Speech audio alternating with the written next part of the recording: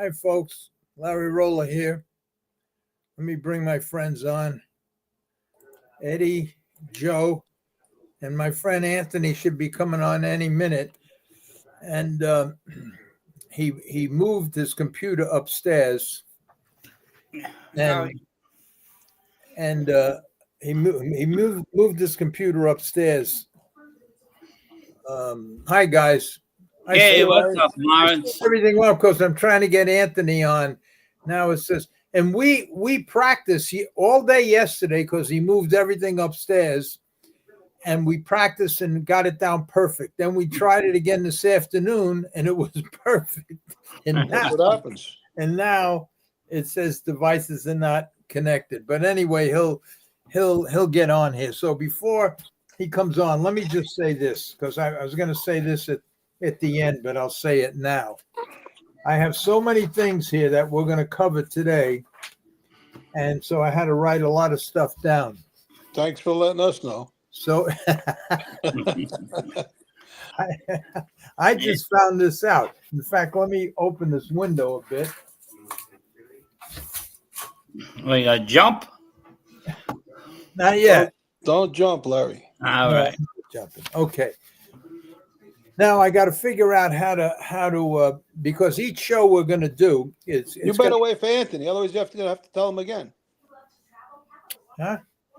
If you tell us now, you got to tell Anthony again, so you might as well just wait. All right, we'll just wait. Right? We can look at Eddie's sunglasses. Let me take them off. Nah, leave them on. They look good. Nah, that's all right. I'll be. Put them back. I was only kidding around. I can't even see now. Put them back. Eddie, put them back. I'm kidding around. Yeah. All right. All I need is a cup. Maybe they'll throw some change in there. Joe, Anthony, years and years ago when I knew him, when he was in harness racing and he spent, he lived with me in the trailer. He was a really, let's hold on. Maybe we got this. Anthony, can you hear me? I got you. There you go. How many days of rehearsal do we need before you get it right the first? I don't know, maybe 4 or 5 days. We tried all day yesterday and then today. But all right. Yeah. Okay, so let me just finish it. Eddie was really good-looking guy, skinny, must have weighed 150, 160 pounds, good-looking guy, and look what old man time gives you. Hey, listen. I thought you were going to give him a compliment. Well, he never does. He never does. He likes He does. He likes to break the balloons. He always gives you compliments. He gives you youth and he steals it away, takes your nice. The build up for the letdown, he does every time. You know when compliments count the most? When you're more. When you don't hear them. When he talks between me and him. And he says good things. That's when it counts. So you're you guys should be happy I'm laughing. This is one of the few times I've been I started. We're happy that you're here. You're around. That's what. All right, let me say this. I was going to say this on Thursday, and I got to figure out. Maybe you guys could help me do this because on Thursday we're going to maybe starting tonight. We're going to try something different. But Thursday show will feature Freddie and Michael are coming back on. We're going to talk about every phase of gambling. We're going to explain the computer age of wagering, learning the angles and the right moves. We're going to talk about the dynamics of the takeout and pool size and making the pivot to become a better gambler and horse player. That's what we're going to talk about. So I got to try to get more people involved, and I don't know how to do it. They said Instagram and everything else, so I got to figure that out between now and as we go. We'll this way more and more people because we're going to be covering a lot of things, and for those of you that are going to show up Thursday, just keep the comments coming and the questions coming, and we're probably going to throw in a couple of NFL and NBA stories.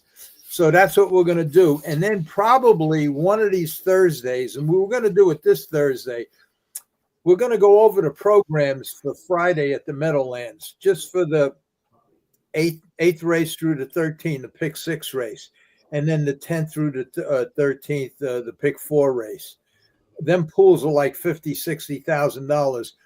So Michael is a professional handicapper, and he does really, really well. And we're going to give that a shot. I'll put the programs right up. I'll get his picks. We'll show you on the program why we're picking what we're picking.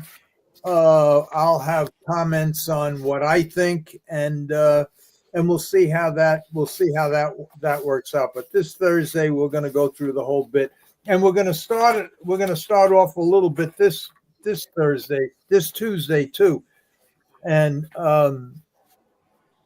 talking about gambling. But I'll tell you, Larry, Joe Rico was an excellent guest. It was a good show. Yeah, I liked it. I enjoyed it. Yeah, he called me up. He's going to come back on. He's come back. Yeah, he went on a vacation with his wife.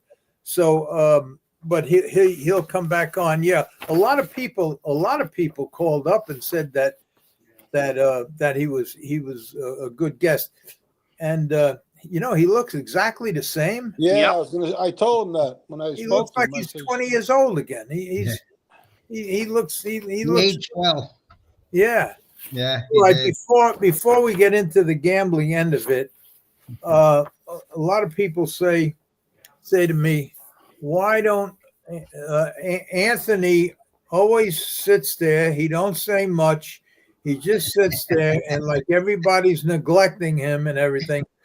And it's basically true because, between me and running my mouth and you two guys with your stories and Eddie with his, he's becoming a Hall of Famer now. We had to show all his stuff. So now I talked to Anthony and I says, Anthony, look, you did very well training horses. I said, you were like the small giant. You claimed a horse called Nevele Noble, and you just actually I bought him off of Ron Wren. Well, you bought him off Ron Wren. Ronnie Wren, my buddy, and he was a funny guy. Oh my God, funny guy. Laugh. I'll tell you a quick story about him. He was in the paddock one day at Roosevelt at Yonkers at Monticello, and I says, "Here, I want you to go bet this triple in the last race trifecta." I said, and I'll see you at Concord later, after the races. So the triple wins and everything, and I have about 15,000 coming back. So I go to the Concord and no Ron Wren. And, I go, make a long story short, I don't see him for 3 months. Finally, he comes to the barn after about 3 months, all tan. He looked really good. And I said, where you? He went to Puerto Rico. He went to Puerto Rico with 2 girls. He ran out of money and he came back. That's Ron Wren. But anyway, Anthony, you bought this horse from Ron Wren called Nevele Noble. And what we're going to do, because I asked him, I said, send me a couple of races about Nevele Noble and just tell a little story. So he sent me some races, and I'm getting really good at this stuff because now they tell me that you can't have a video longer than 2 minutes on this network or whatever. So my friend Tom yesterday spent an hour with me on the podcast on my computer, showing me how to do it. Now watch this. Watch how good I'm getting. Oh boy! 40 years ago, you couldn't have a race then. Right. When I got this computer, it took me a month to figure out how to turn it on. Yeah, right. All right. Now here's what we have to do. We're gonna watch. He sent me 12 races. We're gonna play 2 or 3 of them today, and I'm gonna play the ones that I like the best, and then you could talk about that. So watch this move. Watch how good I'm getting. wait a minute, I gotta- Uh-oh. No, I'll probably see you next Tuesday because watch the computer. No, I practiced this yesterday. I practiced it this Yeah. morning, and I All right. with You Tom. practice. There Now, we go. watch this move. Watch him. Okay, Watch video file, watch the bob and video weave. file, desktop, Nevele races. Oh, Jesus. He'll probably show Nevele leader. Watch. Oh, I screwed up already. You see? Okay, I got it. All right, now watch this. Here's the first race I'm going to show, and I'm going to tell you something. Johnny Platino, Giamenco, Charlie drove Nevele Noble in a 1.5 mile race, and he drove him perfect, and he won the race. The race that I like the best, there were 3 of them here that I like the best that I'm going to show. Johnny Platino, who, in my opinion, back then when they were kids, Georgie Brennan, Johnny Platino, Johnny DeSimone, there were 3 or 4 of them that were really, really good. I always gave the edge to Johnny Platino. He was really, really good. Really good. And anyway, here's one of the races with Nevele Noble. Now, you bought him before I play the race, Anthony. Yeah. You bought him for how much? 5,000. 5,000. 5,000. He had just turned 4. Ron, he was on the trot when Ron got him. Couldn't really get him to trot, so he put him on the pace. Now, on the pace, coming around the paddock turn in every race, he would take down horses if he had to run off the track. That's how sour he was. So I got him. I bought him for 5,000, put him back on the trot, and worked on him for maybe about 8 months before I got him to the races where I felt he was ready to race. All right. Now, I don't know what race this is because I'm not going to play him in order. I'm going to play it because I can't play all 12 races. Yeah. So I'm going to play 2 or 3 of the ones I like the best, and you can tell me what class it was in because I know you moved them all the way up. He raced from 20,000 claimers to the Open. Where at? Meadowlands? The Meadowlands. Yeah, all the Meadowlands. Yeah, from 20 claimers to the Opens. All right, here's one of them. Okay. You drove him, Anthony? I drove him a few times, but I put mostly Johnny Boy up on him. He was just starting out when we went to the Meadowlands together. Me, Johnny Boy, and Charlie Giamenco. We're all in the same barn. All right, now these videos are not the best because they're from they were 40 years old. Yeah, okay.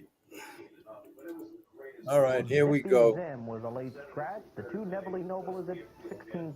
the 1.5 miles. That's like a 20 claimer. Number 5, Enchanted Yankee at 50. Now I can make this volume louder. Speed, also a 5-to-1 shot. Future Pro, the favorite, 2-to-1 with Jack Fletcher. Beulah Land, 7-2 with Moiseev, and the 10 Scar Hook was scratched. Beulah Land was gray, right? Trot for $20,000 claimer. Yep. And they're off. Can you all hear me now? Yeah. Okay. Up on the outside.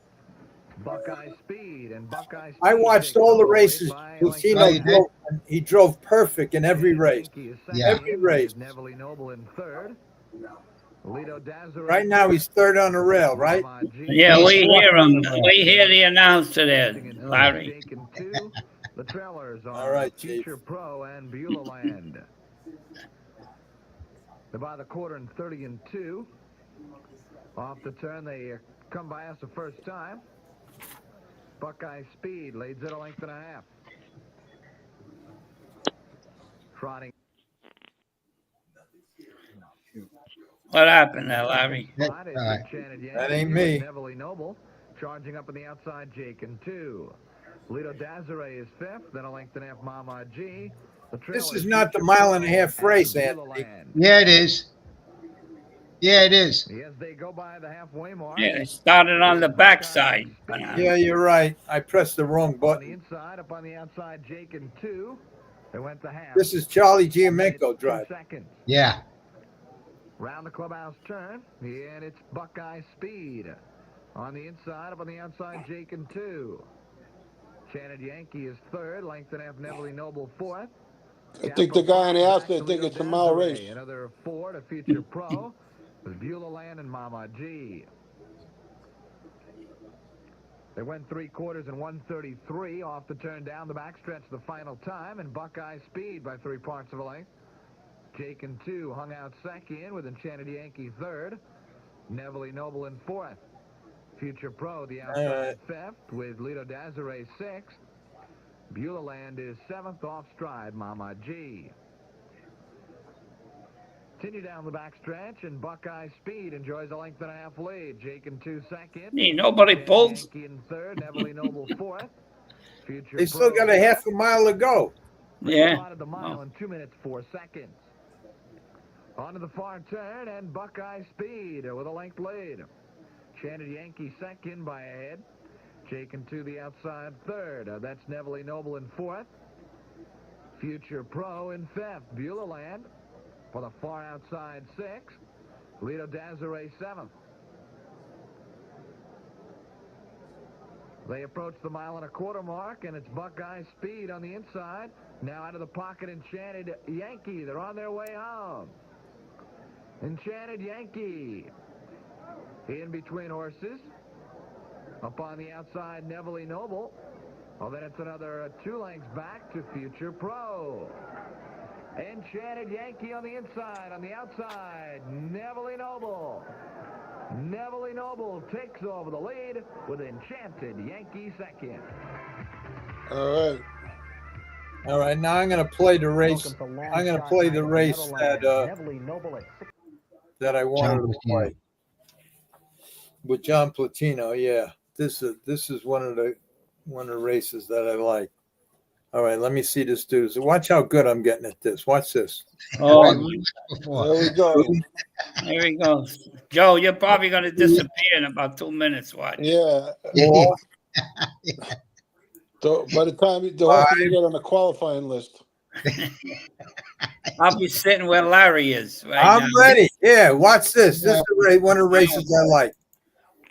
Okay. Number 1, where are we? With Hervé Filion, All right, we got the Story. Circle In for 50, Sports. but with a 4-year-old mare's allowance, she goes for 70. She's been in a 25,000 claimer this year. She's been in the Open, and last week the first time for 50, finishing 3rd and beating Never the lost in the mud.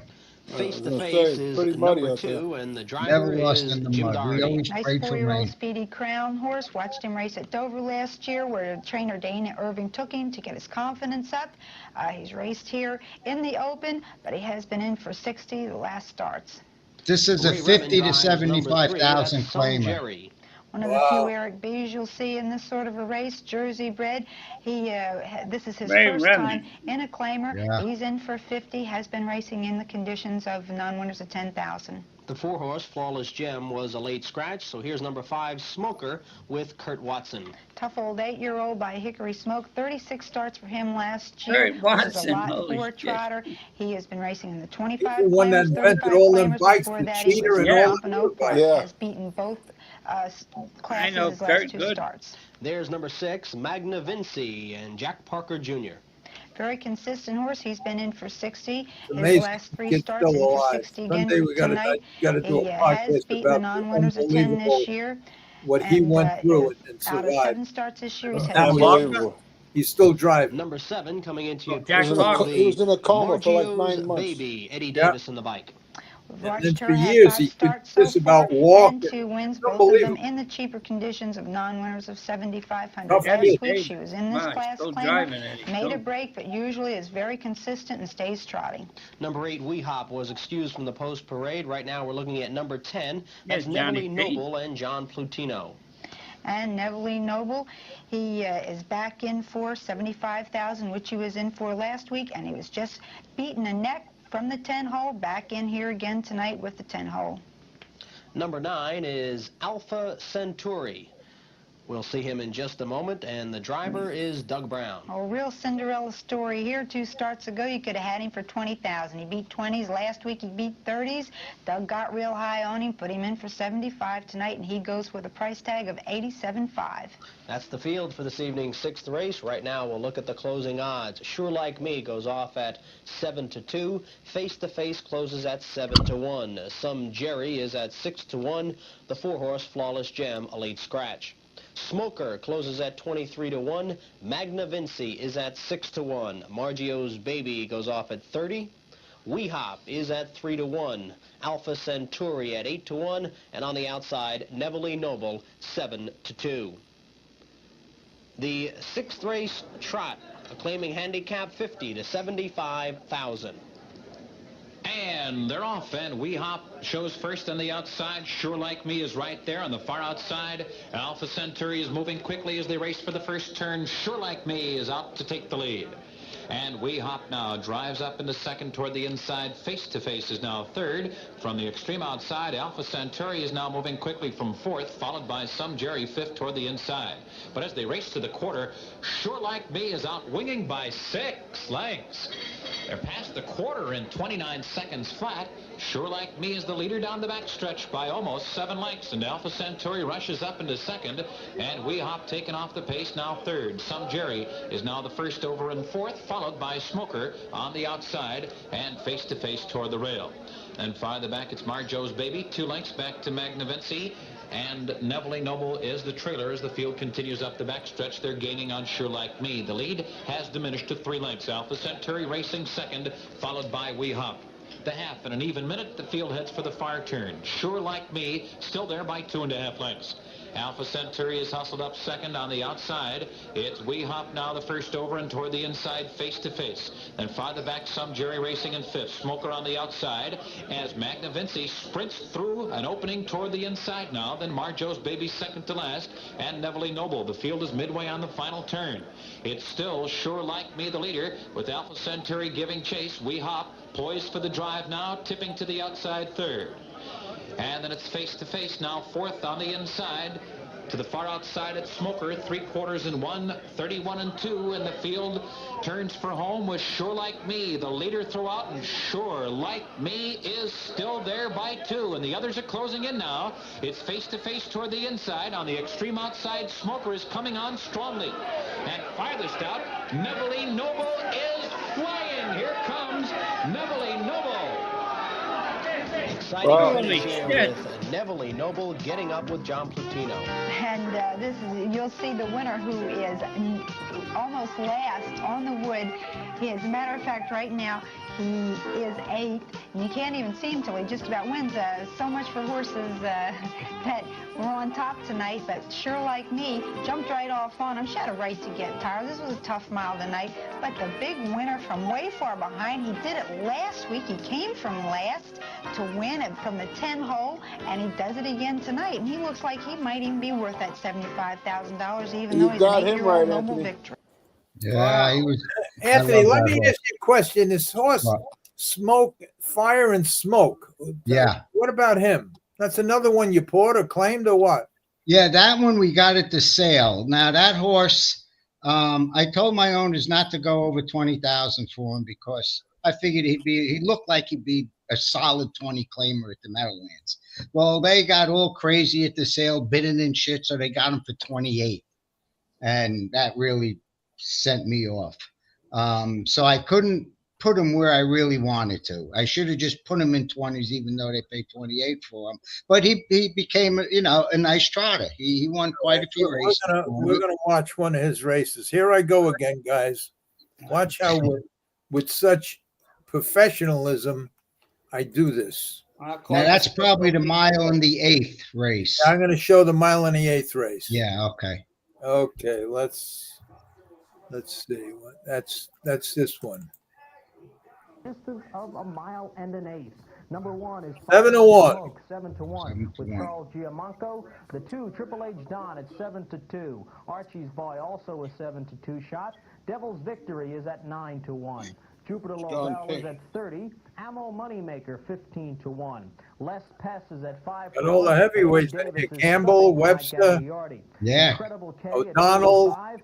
Fishing Net 7-1 with O'Donnell, and Eastwood 5-1 on the outside with Yorma Cantillo. A field of 10. Okay, you got the rail. In this 5th race. Yeah. Let's go up to Charlie driving for the call. And they're off. mile and an eighth. From between horses, it's Devil's Victory trying for the lead. On the outside, Jupiter Lobel.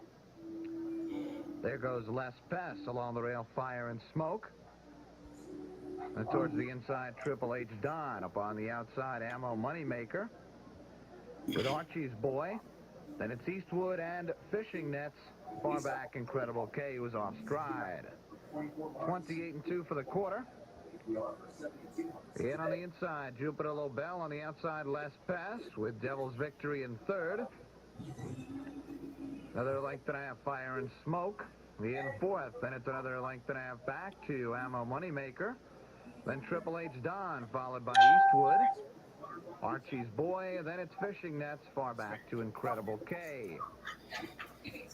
They approach the halfway mark, and it's Jupiter Lobel in front, a length and a half. Les Pess second. The Devil's Victory in third by 2. The outside, Ammo Moneymaker is fourth. Fire and Smoke fifth. Eastwood in sixth. With Triple H Don seventh. Then after that, it's Fishing Nets with Archie's Boy. 58-4 for the half. Move on to the far turn. And it's Jupiter Lobel in front by a length and a half. With Les Pess in second. On the outside, Ammo Moneymaker is third. Then along the rail, Devil's Victory in fourth. As going off stride was Les Pess. 3/4 and 1:30-1. Quarter of a mile to go, and it's Jupiter Lobel with the lead. Now angling out the challenge, Devil's Victory. They're on their way home. It's Devil's Victory with a short lead. Towards the inside, here comes Fire and Smoke. And along the rail, Triple H Don. It's Fire and Smoke. And Triple H Don battling it out now. Fire and Smoke in front. Triple H Don second. Very good. All right, now, I just want to say one thing. Before people that are watching think that this is a replay show, I just got to show one more race, and then we'll get off the replays. And the race I want to show is with Nevele Noble again, John Platino driving. All right, watch this expertise now. Fucking Cecil B. DeMille. Yeah, right. I told him I'm gonna. Okay, now let's see. I want to make sure I get the right one. 3 from the end, so it has to be this one here. 1, 2, 3, 4, 5, 6, 7, 8, 9, 10. Okay, here it is. This is the last replay we're going to show, but okay. 7, Success Viking. 8, the 7-year-old Gelding at Arms, and 9 is Shy Away Mischief. This is tonight's third race, a claiming handicap trial of 1 mile, and there is exacta wagering. And they're off. Off stride at the start is Waking Pleasure.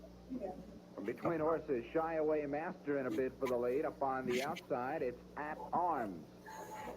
Along the rail, Broomfield Guy, those three across the track with Jason Reels fourth. Fifth. Yeah. Viking sixth. Then it's Great Exit seventh. Shy Away Mischief trotting in the 8th spot and far back, still on a break. Waking Pleasure. They go by the first quarter in 30-2. Off the turn down the backstretch. And taking over the lead, it's At Arms. Shy Away Master second. Broomfield Guide to the outside third. Then a length and a half. Success Viking fourth. Jigs and Reels along the rail fifth. Great Exit on the outside is sixth. Nevele Noble seventh. Shy Away Mischief eighth. Far back Waking Pleasure. They approach the half. And it's Broomfield Guy now edging to the front. At Arms along the rail second. Shy Away Master third by 2. Jigs and Reels fourth. They cross the half in 1 minute flat. Onto the far turn. And it's Broomfield Guy on the outside without arms, holding on to the rail. Another 2 lengths back. Shyaway Master third. Then a length. Jigs and Reels moves to the outside fourth. Nevele Noble now fifth. Along the rail, Shyaway Mischief in sixth with Success Viking and Great Exit. They approach the 3/4 on a 3-wide move now. Jigs and Reels. Add arms along the rail. Also coming into contention quickly now is Nevele Noble. 3/4 and 1:31 and 3 as the field turns for home. Jigs and Reels leads it by a length. Nevele Noble is second. Another 2 lengths back. Shyaway Mischief third. Without arms along the rail fourth. It's Jigs and Reels winning it. Nevele Noble on the outside is trotting quickly. Jigs and Reels with Nevele Noble. It's Nevele Noble in front. Well, Marty, some fast early fractions. Now, you see what impressed me in that race? Never touched him. Not only never touched him, but he stayed covered up until He waited behind that horse the whole. He just waited. You know how much patience and you have to have a sense of pace. You have to have patience. You have to know what you're doing, and you have to be very, very good and talented to do what he did, because everybody, it's from the head of the stretch. It's like, all out, and you just fan out. But that impressed me. Well, I'm going to play it. I'm just going to play the stretch drive. Quickly now is Nevele Noble. 3/4 and 1:31 and 3 as the field turns for home. Jigs and Reels. Just cool, calm, collected. Just stayed right there. He had 80 feet to the right. He just stayed right there. Arms along the rail fourth. It's Jigs and Reels winning it. Unbelievable. Noble on the outside is trotting quickly. Never touched him with the bat. Not even a tip. Heisler would like him. Well, Marty, some fast early That was good. Now, Anthony, $5,000 to Ron Rinn. Why didn't you buy it yourself? Well, funny story, not a funny story. I was looking to get out of the business at that time. I put about 8-9 years and you found the it. Jesus picture. And yeah, that's one of them.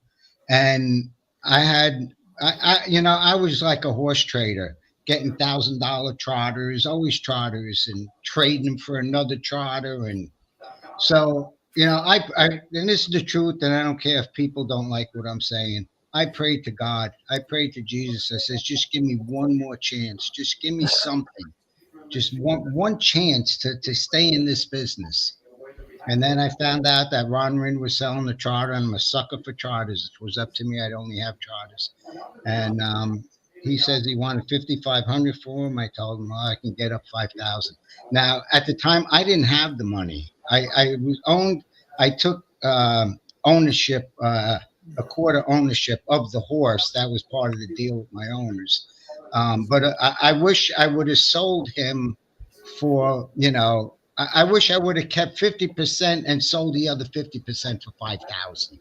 That's what I should have done. But I was too desperate. I just wanted to get back in the business. So that's how I got him. All right. Now, Larry, there's a race on there that you can show another time. We always talked about, respect for other drivers in a race. That if you leave with a horse and somebody's parked on the outside, sometimes you'll say, I'll let you go. I'm coming right back, vice versa. There was a race I drove in Monticello that's on there that during the race, I'm just saying to myself, what are these guys doing? These two guys battling it out the whole mile. And it was just ridiculous. I don't know why he didn't tuck in the 2-hole. I can't say why the guy didn't let him go because he's cutting the mile. He might not want to let him go. You're driving? But why he didn't tuck in the 2-hole, I don't know. They wore themselves driving, Anthony? out. Huh? Are you driving? Yeah, I was driving. Yeah, Larry, put it on, Larry. Is that the race you finished second in? No. It'll say Monticello on it. I don't have anything here that says Monticello. What horse was it? Fire and Smoke. Fire and Smoke. It might say Fire and Smoke, Monty. You drove him? I drove him, yeah. All right. Well, then we're going to take a shot. Watch this master. Again with the watch. And it was 8 degrees that night. 8 degrees. That's when Mario Marcelino ran on the track and gave me a face mask to cover my face. Okay, it has to be this one. 1, 2, 3, 4. Tell me if it's this one. Okay, I'll know right away. No, that's not it. That's Monty. Oh, no, wait a minute. Maybe. Is that Monticello? Yeah. Monticello. Yeah, that's it. That's it.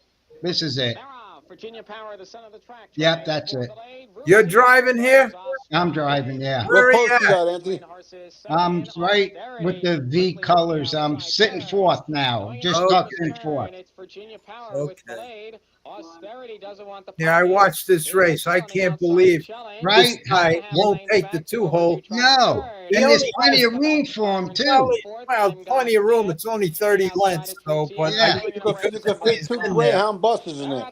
yeah, he could have squeezed in there. But then the worst part about that guy, and I don't know who it is, but at the 5/8 pole, after all of this, at the 5/8 pole, naturally the horse starts backing up. He starts rocking and whipping. And Yeah, right, yeah. And I'm just sitting there watching, saying, what the hell are they doing? I wish I knew who that was. Yeah, I'd like to know who that was. Then we have Fire and Smoke fourth, Routier Unbelievable. the half mile and Look how gapped out they are. around the clubhouse turn. Is that Howie Oil announcing? Austerity on the outside. Yeah. In overdue. Howard Oil. To be a Yeah. third. All right, now he starts. Look at he starts rocking now.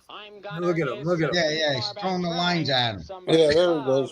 Down the back stretch, Virginia Power puts away Unbelievable. Austerity, opens up a 3-length margin.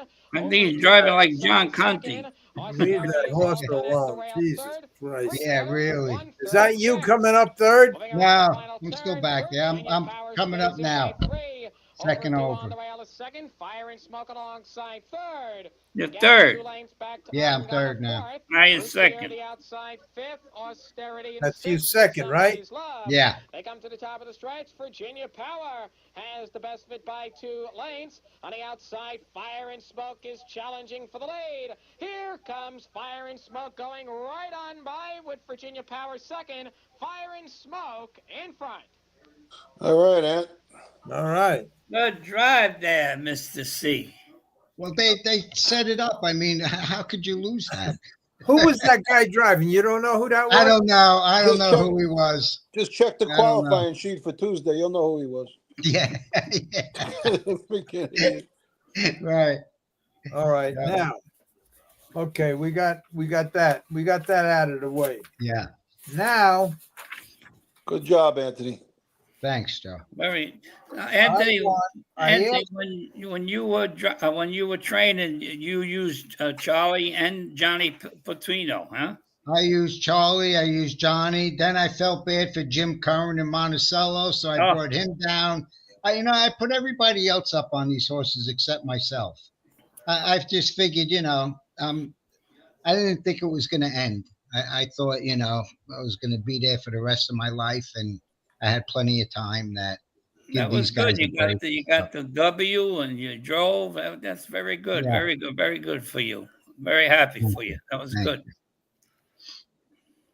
All right. Now, I asked Joe about this, and Joe, I mentioned it once, and I mentioned it when he wasn't even on, and then I said, I hope Joe don't get mad at me for saying this, but I think he mentioned it once before that Joe had a problem, an addiction, just like I did.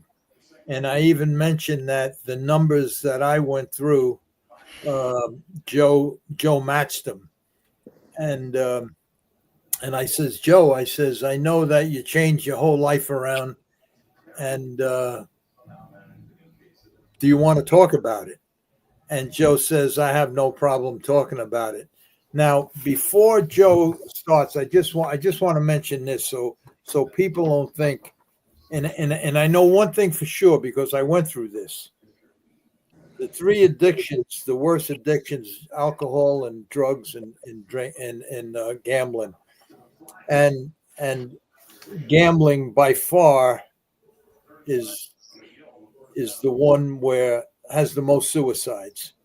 There's no escaping it. The other two are substance abuses, and this has to do with your mind, and it just takes over your whole body, and it just destroys you more than any of the other ones. And the cure rate, there's not so there's an 800 number wherever there's gambling around. You just say, if you have a gambler, I'm going to call 1-800-GAMBLER. It never works. 98% of them go right back, and the other 2% probably get killed. So I just want to mention, so you don't think that this is like some kind of weakness, because I know that Joe's a pretty strong guy, and I'm a pretty strong guy when it comes to I mean, I bought a brand new pack of Marlboro, and I opened the pack up, and I took one cigarette out, and I just says, you know what? And I opened the window, I threw the whole pack out. I never smoked another cigarette. That was 40 years ago.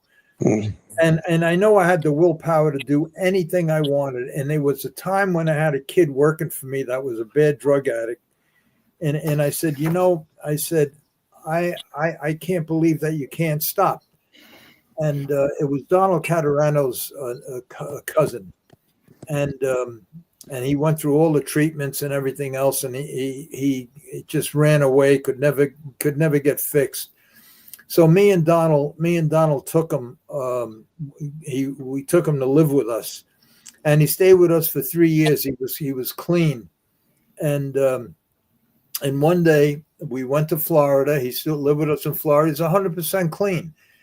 And we bought him a car and everything was going along great. And then we had to ship back to Yonkers. So we all shipped back to to Monticello. And we said to the kid, okay, we'll meet you there. And the kid never showed up. They found him dead in Harlem, right back, and died of an overdose. So with them, but the gambling is same thing. It's about the chase. At least you can get off of drugs, and many people get off of drugs. I can't name one guy, and I really can't. And I know 90% of the mob guys that used to go to the track, and everybody knows them, gamblers, degenerate gamblers. 3 of the top bosses of the New York families, degenerate gamblers. And I put together a list of guys that how much money they've lost, and I'll just run through them right away, and then maybe we can hear a story from Joe. How you don't have to hear my story; everybody knows my story. But there was a guy, and I can't say these last names, but Harry Casares, he was in real estate. He lost $1.5 billion gambling. Oh the San Diego's first female mayor lost $1 billion gambling. Terrence, what a name! He owned a trading company. He lost $205 million. Allen Iverson, the former professional basketball, but $200 million. David Milch, the screenwriter who wrote Luck, the series Luck, and he's a TV producer, lost $100 million. He was the guy I wanted to write my screen. I wanted to bring him in with Nicholas Pileggi, but he was developing Alzheimer's, and he wasn't taking on any other projects. This other guy, Omar Sadiki, he owned an electronics company, lost $65 million. Kerry Packer, media, lost $42 million. Archie Caracas, professional gambler, he lost $40 million. Charles Barkley, 11-time NBA All-Star, lost $30 million.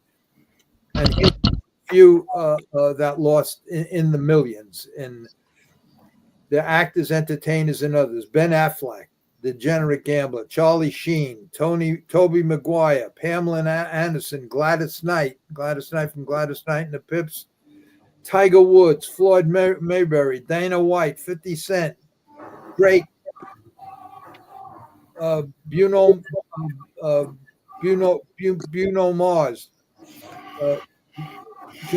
John Daly and Celine Dion's husband lost millions where she had to do these contracts, with the casinos for nothing. So, and I can go on and on and on. The list was 2 pages long. I just stopped.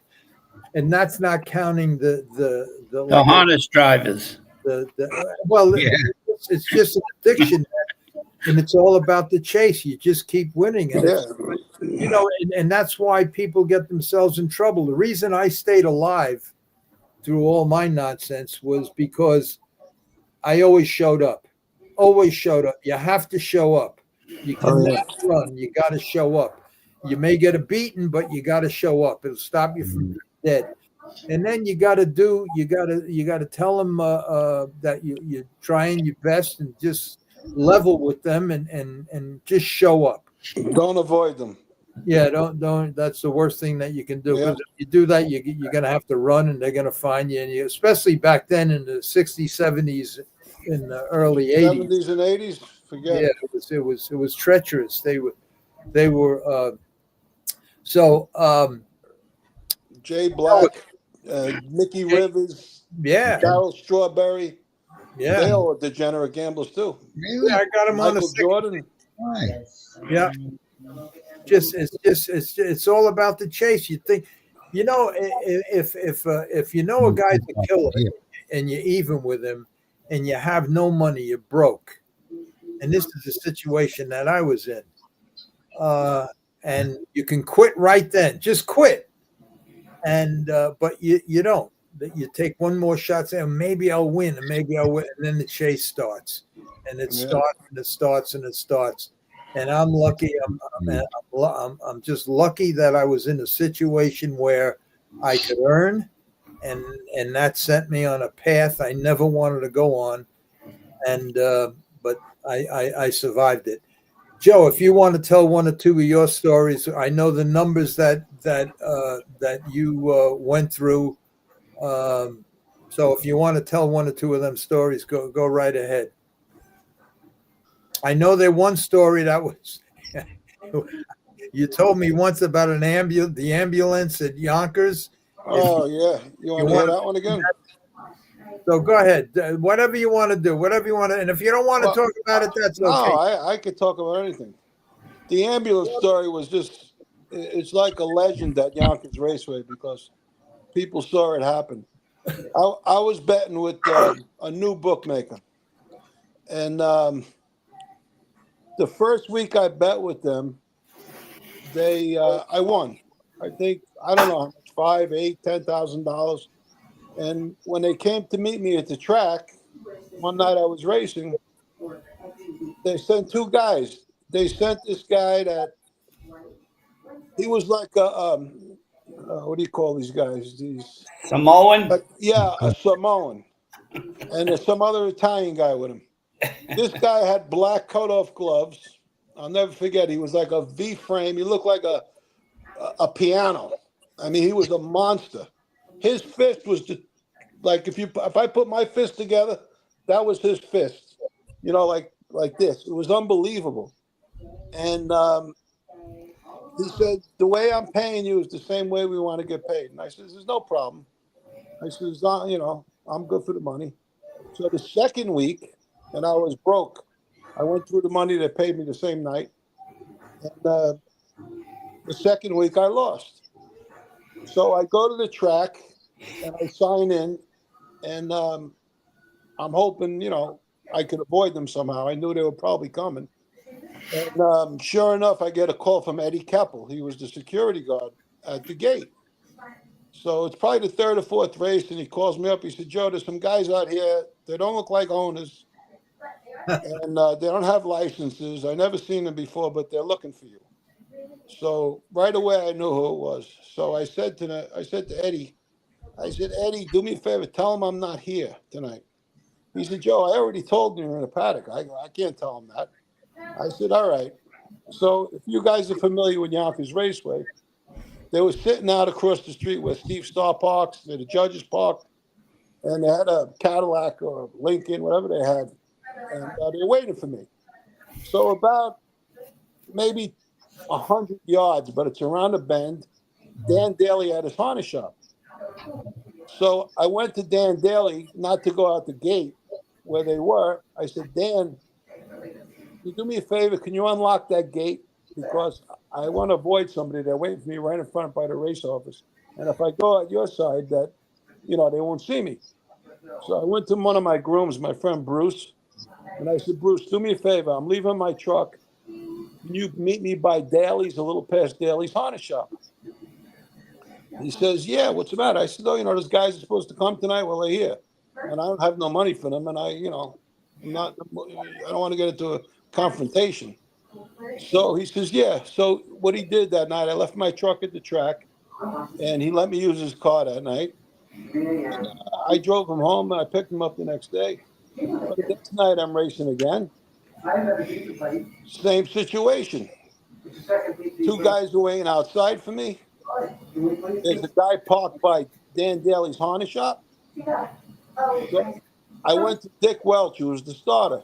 I said, Dick, do me a favor. After the last race, instead of going back to the garage after the last race goes off, come back and pick me up and let me go out the maintenance gate.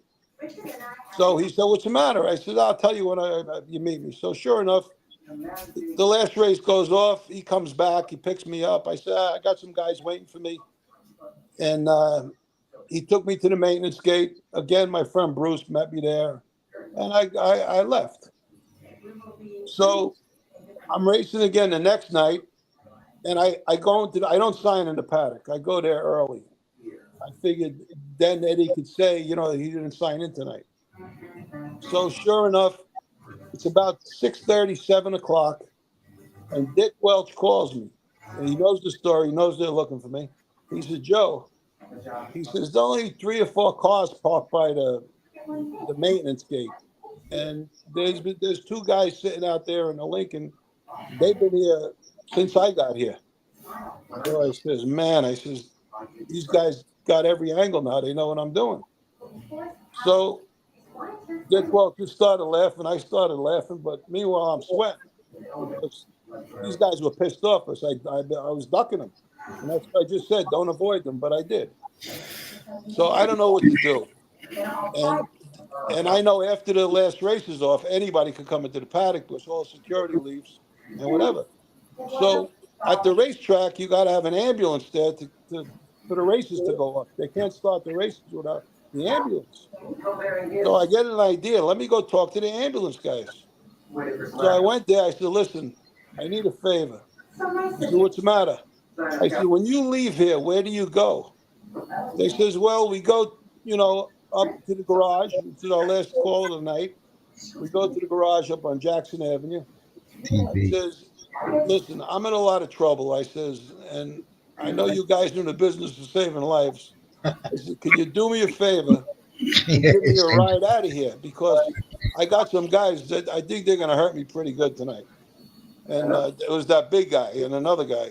So he says, sir, we can't do that. Everything is documented and charted. We could lose our jobs. He said, listen, I understand. I said, but I promise you, in about 20 minutes, you or one of the other ambulance drivers is going to get a call to go back to Yonkers Raceway because there was a guy beaten up or banged up in the paddock pretty good and he needs an ambulance. So they looked at each other. They said, sir, this is nothing like this has ever happened. I said, listen, believe me, tomorrow morning, if you find out that something happened to me, you guys are going to feel bad. So they looked at each other. They looked at me. He said, sir, we'll do this. We believe you, but you can't ever know about this. I said, I promise you, no one's ever going to know. So they said, go in the back, go lay down right on the stretcher. He said, when we get to Jackson Avenue, we'll let you know. We'll drop you off. So I gave him a couple of $100. I said, I really appreciate it. I said, have lunch on me tomorrow. And they drove me out. And I got out, and they dropped me off at, I think, the Seven Stars Diner or the Seven Brothers Diner. I think it was on Jackson and Central Avenue. And they drove me out of the paddock. And that's how I got out that night. And the next day, I got the money. I go to my barn in the morning about 8 o'clock. And the guys are sitting on my trunk, and they Oh, were God. just they jumped up off the trunk as soon as I got there, and they was just like smoking. You know, they were pissed off because I wasted like 3 nights there. So I say, guys, what's up? Listen, I'm really sorry that I had to jerk you around a little bit, but I didn't have the money, and you're a pretty intimidating guy, and I wanted to make sure when I seen you, I had the money.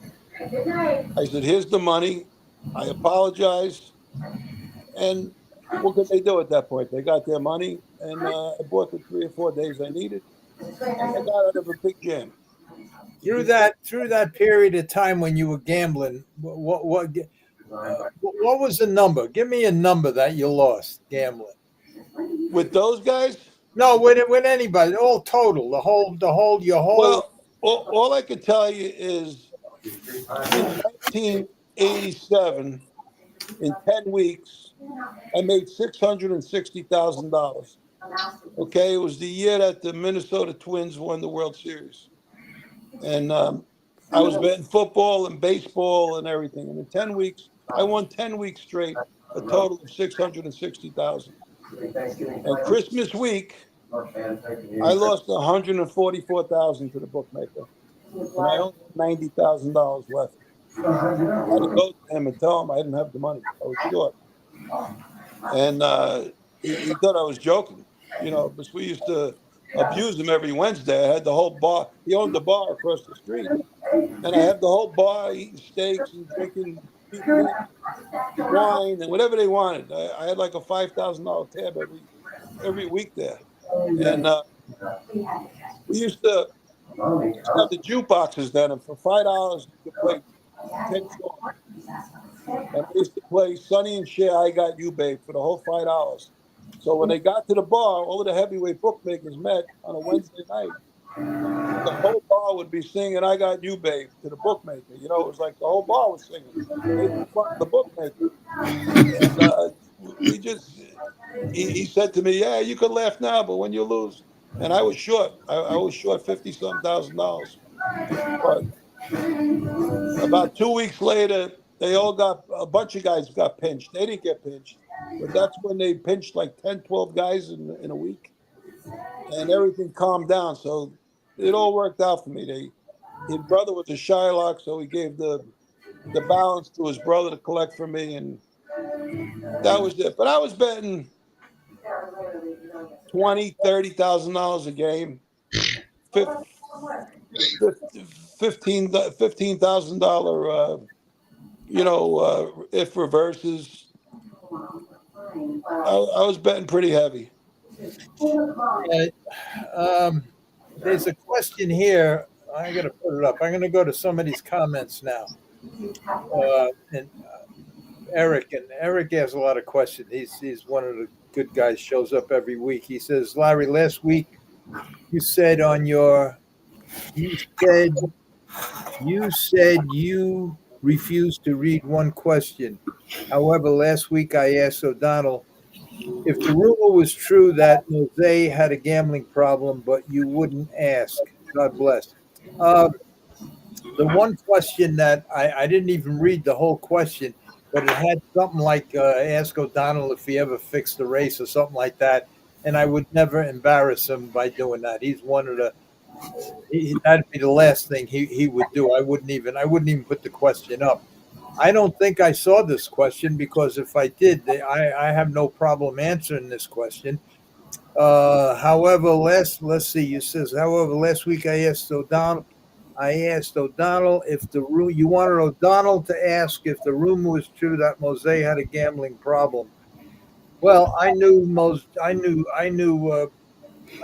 Jack as well as O'Donnell did. I knew him since he was a kid. I used to race with his father, Sid Mose, and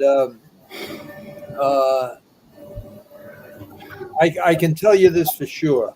The reason he left New York was not because of a gambling problem. Now, if he did gamble, I don't know if O'Donnell would know. But had I seen this question, I would have asked Billy. But I don't.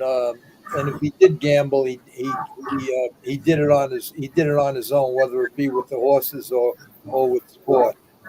Well, I know, and I just found out last week from O'Donnell that he don't drive no more.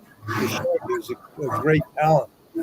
Yeah, he was. But Eric, I'm sorry if I missed the question. I would have asked you that. As far as I know, because when Jack was driving in New Jersey, I was barred or I wasn't there. I drove against him plenty of times. I saw no signs. I didn't hear nothing. So I'm sorry. Okay, let's go down. Let's go some more. You want me to tell that story, Larry, about the money I threw in the garbage? Remember, I was talking to you about it. Go ahead. I'm really friendly with a Shylock. He was a made guy. He's old time, old school. He was like right below Frankie Loke level, and he was really friendly with me. Became good friends, and he liked me for some reason. He took a liking to me. So anytime I needed money, I would go to him, and he would only charge me a point or a half a point, was unheard of. You know, big Shylocks would get that money off him at that price, and to put it out in the street. But that's all he charged me. So one day I called him up. I said, I need to talk to you. He lived in Whitestone, Queens, and I says, I got to talk to you. Can I come into your office, your club? He had a club under the L in Westchester Square. And I said to him, I want to talk to you, because I don't want to talk on the phone, of course. So I told him, I said, Jerry, I need $80,000 for me. He says, for what? He says, I want to buy some horses for myself. I said, there's 3 or 4 horses I like this, and I want to get them for myself. So he says, all right, when do you need the money by? I said, I need it by Wednesday or Thursday. So he says, Tuesday, come to the club at 2 o'clock. I don't want you to be here late, because I don't like, you never know. I don't want, I get pinched or something. And I said, don't worry, I'll be there 1:45. Well, sure enough, 1:45, I got there. He was already there. Gives me $80,000. And it was in, I think, 2 brown bags with $40,000 in each bag. So I think at one point in the day, I put both bags into another brown bag. They were both together. And I had a leather jacket on. It was wintertime. And I put it in the inside pocket of my coat. So I'm taking out, it's the end of the day. I'm by my father's restaurant. And I was taking out the garbage for some reason. I was helping him empty the garbage out. And at that time, we used to put the garbage out in big black bags. We put them right by the pole. In New York City, that's all you saw, like big, there'd be 50 bags of garbage out there. And at the time, guys would be drinking beers, and they always had brown bags, and they put the beer in there.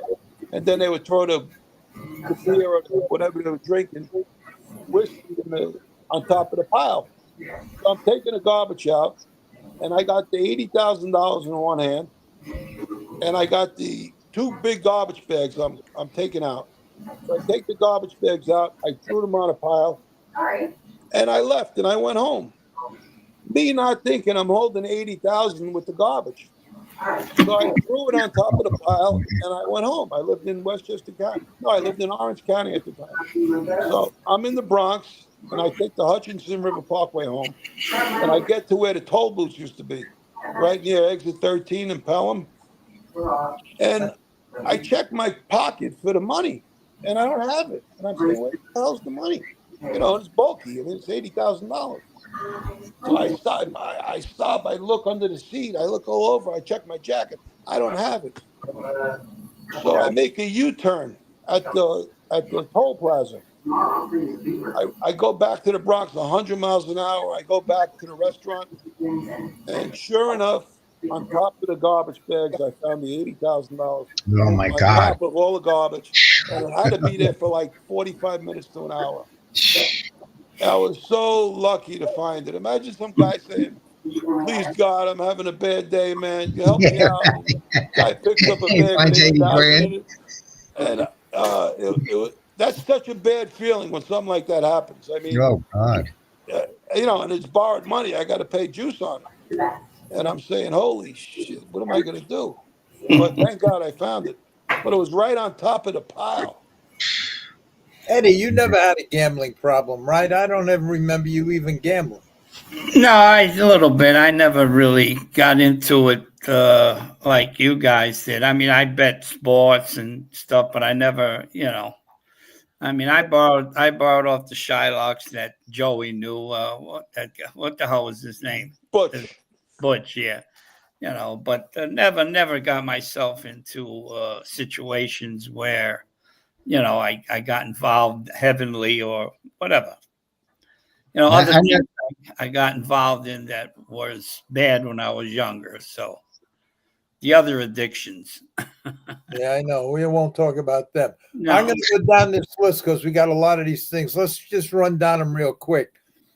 Okay, Sheldon Glass says Highlight has a bigger handle most nights than Yonkers. Why not have half races? I guess he meant half-mile races with the 7 and 8 posts as trailers. That would be interesting. Well, it turned into a half-mile race. Well, I don't know. I guess I don't know. Okay, here she is, Angel. Hello, Larry, Eddie, and Joe. Nice to see you guys. Hi, Angel. Hello, Angel. Say hello to Anthony, Angel. Angel. He said hello. Okay, William. Okay, here you go. Zoom. Top feed Coco. You guys got Ugats. You better show the respect when you come through town. You understand? You understand. Okay. What's that mean? It means that the guy's fooling around. You guys got Ugats. We got nothing, in other words. You better show. You better show the respect when you come through town. We're too old for that shit. What town? There's no towns. Yeah, well, as I saw in a movie one time, forget what movie it was. He says, "You want to dance? Well, top feed Coco. We're too old to dance." So let's see, Eric, Larry, last week. Okay, we handled that one. Top feed. Here he is again. I'll get Big Vinny to give you guys tickling. Top feed. Francis, hi, champ. Edward Anthony, good to see you. Good to see you too, Francis. All right, Francis. Eric, to all four of you, my Mount Rushmore of jockeys is Jerry Bailey, Chris McCarron, LaFay Pinkay, and Mike Smith. Who are yours? Wow. I agree with Lafitte, Chris. I have to say Eddie, Manny Ukaza, because he lived with me for over a year and we became very good friends, and he was probably the roughest riding jockey out there, but he won a lot of races. He was a very, very talented guy. After that, it's tough to say because I would have to say Cordero. And I guess that's it. I didn't know anything about the thoroughbreds, but I used to like Gene Croget, Eddie Maple. Who else? Angel Cordero, Mike Venezia. Yeah. Yeah, there's top there, Johnny Velasquez. Velasquez, that's what I meant. Yeah, Jorge Velasquez, Jacinto Vasquez, Eddie Maple, Johnny Ruane. I can name Larry Adams. I'm going back 90 years, but there was some hell of a nice Chris Antley. He had an addiction, the poor kid. That's who Alan Sewell loved him. Yes. Yeah, they got along good. He was another jockey that just died recently. He was great. I can't think of their names. No, Gomez. Yeah. A guy from California. Yeah, he was good. Yeah. A lot of those jocks, man, they they do just like all those sport figures. They get tons of money, and they get led into the devil. The devil leads them. I see Mike McCarthy's kid, Well, Trevor, yeah. Trevor. He packed it in. Yeah, he's a nice kid, and I used him a lot while I ride my horses last year. He just had a depression. He got into a mental, depression, and he wasn't happy for what he was doing. But I tell you, his wife is riding lights out. Katie Davis, riding unbelievable. Trevor, he got in the real estate business, but yes.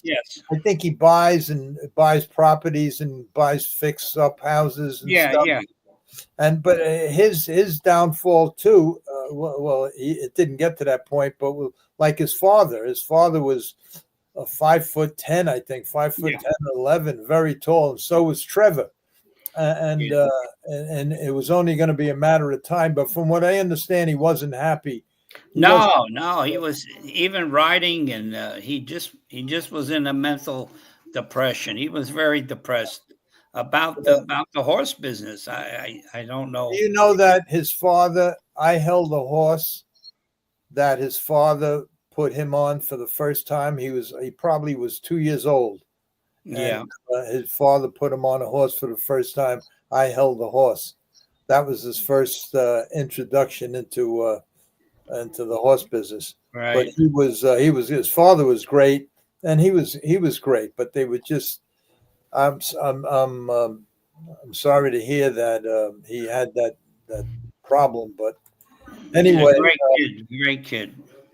Yeah. Okay, Francis laughs. Hi, Francis. Oh, Francis. Hi, Angie. Sundance. Hello, Larry, Joe, Eddie, and Anthony. Hey, there's Sundance. But it's the same thing with this. Going back to the jockeys, you get these 10, 12 top jockeys, and it's so hard. Like everybody keeps saying, who's the best harness driver? When you get to the top 10, it's so hard to separate them. It's just impossible. You can't separate them. It's impossible. Yeah, it's about like Billy O'Donnell. He drive Annihilator, right? I mean, so he win all them races. He win whatever. I mean, probably, and I'm sure he would say this, that any one of the other 10 top guys that you could mention probably would have won with them too. He just got lucky enough to get that kind of offer to drive them kind of horses, you have to have a history of winning and being good. So that's why you're given the chance. You can't just be anybody that's given a chance. You have to have the talent, which all of them top guys had and proved. Okay. Tell you what, we were lucky because we were in New York and New Jersey, and we grew up with, I would say, 80% of the top drivers in the world, right in our little neighborhood. You know what I'm saying? I mean, think about all the drivers from, they all came from to this area to drive. Back then, Canadians and before all the French Canadians came in, we had top drive. We had Johnny Chapman, we had Del Insco, we had Buddy Gilmore, Gilmore, we had Billy Houghton, we Tolman. had George Schulte, we had a ton of great drivers. Then the French Connection came in, and they were very talented drivers. Now, you got them coming from all over that they're very talented. Right now, Yonkers got a good cast of characters, Bartlett and Cakeley, and they got Tetrick, and they got Gingras. I mean, they're top-notch drivers. Yeah. All right, here's a question, a good question from Dave Titty Bar. Larry, how come you never showed any pictures of you and Stu Unger, and how much help did you give him later handicapping harness horses? Well, I told the whole story about Stu Unger in one of my early podcasts, but I'll answer this question direct. Back then, you have to understand, when I had when I did what I did with Stu Unger, it was in the 70s. There were no cell phones where everybody took pictures of everybody, and there's very, very few pictures of me. In fact, let me see if I could do something. I'll get right back to this. Let me see if I could do this. I never tried before. This is one of the few pictures. See this? This is Sorrentino and Rolla in the dead heat of Sterling performers. See, that's me right there. See that me with the hat with the sunglasses on? Yep. That's Mike. That's Mike Sorrentino. Mike Sorrentino Jr. Yeah, Mike Sorrentino, yeah. He got out of the business because his father passed away early, young, Right. and he had a big sheetrocking business, and he left it all to Mike. And Mike was a good driver. Mike did a good job, but I guess and at the time Mike had 5 kids. He was married, and I guess it was tough for him to handle everything. And the sheetrock business was a good business, and he packed in the horses and he went with the sheetrock business. He lost that big Greek owner. I think that's why he got out too. I don't know, but this Hugo Iodice? Yeah, Hugo. Yeah, Hugo. Yeah, he died. Hugo. I don't know. I really don't know. Well, that's the only way he would lose him, because Hugo. Well, he got out. He got out. I mean, I keep in touch with Mike. I think they were partners. I think they were partners in the sheetrock business. Yeah. But this was when after 80, after I straightened out my whole life and I was on the improve, and it was probably right around 1980, 81 when I straightened my life out, and I was on the right track again, and I think I was leading. I don't know what. I can't even read the thing, but anyway. That's one of the only pictures I never took. Nobody ever took pictures back then without cell phones. So to answer your question, that's why you never saw a picture of me and Stu Unger. That's first of all. Second of all, he was brought up to me by a friend of mine who I was partners with a couple of horses called Jesus Christ. I'll get his name. And the reason he came up there was because there was 1 or 2 wise guys that handled him from Harlem. I forgot their names too. And anyway, Stewie had a massive gambling problem. He was the best gin player in the world at the age of 12 or 13. Nobody could beat him. And he went, and so naturally the mob guys hooked onto him at a very early age.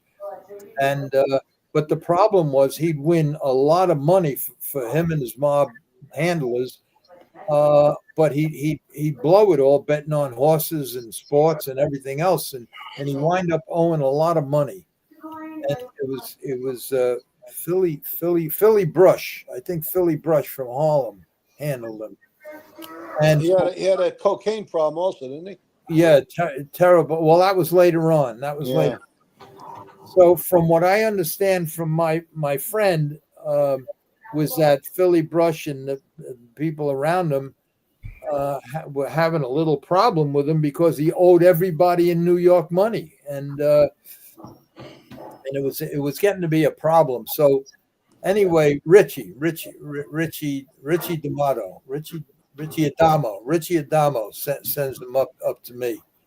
And he says, look, the summer months are here. He says, at the Concord on the weekends, all the husbands come up and the card rooms are packed with everybody playing gin. And they have some really big games there. So I says, I'll hook you up with all of these guys in there. And that's what he did for I think he stayed with me for a couple of months. He couldn't bet on the horses because there was no handle. So the harness horses didn't phase him at all. He couldn't bet. After the summer, when everybody left the mountains and there were no more gin games, he won a lot of money up there. He busted everybody out. Nobody could beat him. But naturally, when you hear about the kid, they come from other hotels. Other players come. just like they did in New York. They come from all around the country trying to play this kid, but he couldn't get beat. He'd know in 3 cards what you had in your hand, and he played gin with his cards wide open and still beat you. So anyway, what happened with him was after that, he had to leave. He couldn't make any money with me with the horses because he needed to bet 10,000. He couldn't bet 200. So he wound up going to Florida for a while, and then he wound up going to nothing big happened there, and he wound up going to Vegas. And the first he could, after he busting everybody out from all around the world in Vegas playing gin, he had nobody to play gin with anymore, and he entered the first Hold'em tournament, and I think he won the $1 million Hold'em tournament 3 years in a row, and that's when he became with the cocaine and everything. And but during that time when he was in Vegas, I flew out there once. I was really jammed up. This was just before I started the 3-state kite going. And I was jammed up, and I flew out there and won the second tournament, I think. And I asked him for I think 100,000 or 150. So anyway, he gave it to me. He gave it to me right away. And I flew back and I did what I had to do. And many years later,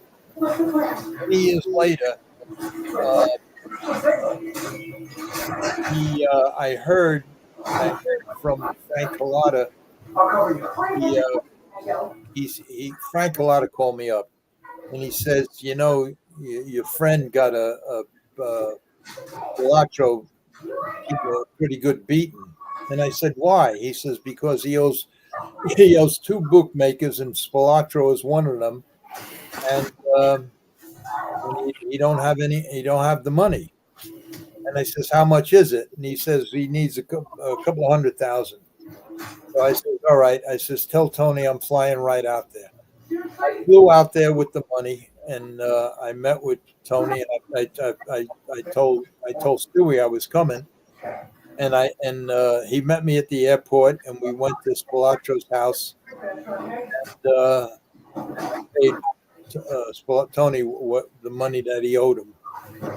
It was what's that background noise? That's Somebody's Eddie. TV. That's who is that? Eddie or Anthony?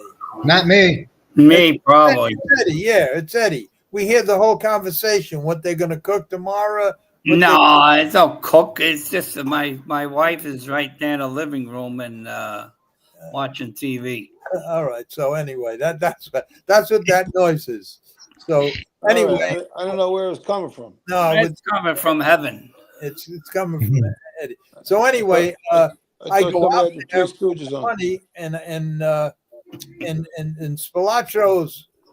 Anyway, I left the other money with I says, look, he owes this other bookmaker, and it was a bookmaker that Spilatro drew out of town. I think I got this right. And I says, well, here's the money he owes him. You can keep it or pay him off. Just make sure nothing happens to the kid. And I says, and Tony, just don't take no more action from him. The kid's not doing well. So that's that. And I never took a picture of him. There was no reason for me to take a picture of him. For what reason? And as far as handicapping harness horses, he couldn't bet enough in harness racing. So I hope Larry, don't you have any tapes of you driving? No, I never. No, the answer is no. The only tapes I wanted was the last in 2006 when I invented that hypoxic chamber, the hypoxic stall for the horses. Right. I had 2 horses. One was Search Mission, and the other one I bought was Willetstown, and they hadn't raced in over a year. And I says, I bought these 2, and I says, I'll put them in this stall that I built, the hypoxic stall, and I trained them in that stall and everything. And I says, you know what, they're really, really coming good. So I entered both horses in at the Meadowlands to race in 2006. I was, I was old, I was fat, I was but I had colors that would still fit me, and I drove them myself, and I won both races. And I a friend of mine has a film of them races, but they moved and they can't find the film. Them are the only two films I want. Any other film, even the race at Scioto, which was the warm up for the Little Brown Jug. I drove that race because Jimmy Marone didn't want to fly out there, so I drove Wildwood Jeb for the Jug preview, and I win that race. I never. My father used to save all that stuff. I got a lot of tapes of you winning races, Larry. In the 10th race at Monticello, the only thing you had to play it in, you had to put it on rewind, play it in reverse, and you were first, second, and third every race. What's the name of those horses, Larry? They were Search Mission and Willetstown. Eddie, Joe, don't you have races? Didn't you say you had some races? They were in 2006 at the Meadowlands. I sent Larry a dozen. Let me throw them in the garbage. No, I got him. You says play these three. Them are the three I played. I have winner circle pictures of them. I have the winner circle picture, and the finish line picture, but I don't have them are the only two I would want. And I wanted them only to promote the hypoxic stalls. Right. But now I don't do either one, so I could care less. Okay, let's continue here. I forgot where I left off. Okay, let's see.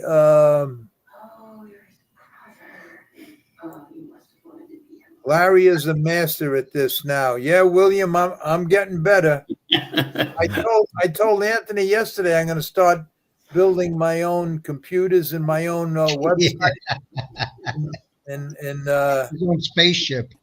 Yeah. He must be a new subscriber, Larry. All right, Dave Guy, 1602. Your driver looked like he was a small guy. John Platino? Yeah, he was small. All the top drivers now are, that's it, 5'6", under 55 pounds. They're all like that. The tallest driver was Ray Remen, Doherty, and Cat Manzi. Cat Manzi was pretty tall. Yeah, Cat Manzi. His brother Steve was tall. Yeah, Steve was, yeah. I think Steve was over 6 feet. Yeah. Yep. Okay, the replays are pretty entertaining. Yeah, maybe we'll show one more before we go. Larry going to become a film director. I'm getting good at this stuff. I only wish I knew. See them pictures, the winner circle pictures of Search Mission in Willetstown? I have them in my film, but I don't know how to get to that point without scrolling, so I'm not going to do it. Okay, let's see. Larry, why did you drive all the way to California and back recently? Because he's nuts. Yeah, that's all. Case closed. End of story. In the snow. Yeah, end of story. Next. And then he got into a car accident a half a mile from his house. Yeah, he's sightseeing. Yeah. I 12,000 miles. I can't. He drove 4,000 miles, and then he went 4 blocks from his house. I can only say that I have a lot of things going with a lot of people pertaining to my movie and my TV series. A lot of entertaining, a lot of people, and the reason I drove out rather than fly out because I thought I was going to be out there because if we were able to make a deal, I was going to stay out there for probably 3-4 months. So I packed up my clothes and everything, and I drove out there. When I drove out there, I was told that they were going to hold off on everything because of the AI, artificial intelligence situation with the actors. So there was always a big problem. So I drove back. And when I drove back, I got a phone call saying, okay, with somebody else. There was a woman out there that was, doing things to me. And I drove right back out there again, figuring I'd be there for 3-4 months. But then I got sick out there, and I had to go. It was either go into the hospital there, but it wasn't a good situation. So I says, I'm going to try to get back. And I got back. The last 1,800 miles I drove nonstop. You gotta be. So I had to come back, and that was through 2 blizzards and everything else. It was tough. So anyway, it's for business reasons. Okay. Hello, Larry. Do you know if they are hiring at Freehold Raceway? Yeah, they're hiring. Clean up did they knock it down yet? Is it still there? No, I don't know. I don't. The gambler who doesn't want help says gambling ruined my life. The gambler who admits to weakness says I ruined my life with gambling. Very good. That's true. The gambler who doesn't want help says gambling ruined my life. The gambler who admits a weakness says I ruined my life with gambling. Yeah. Okay. Yeah.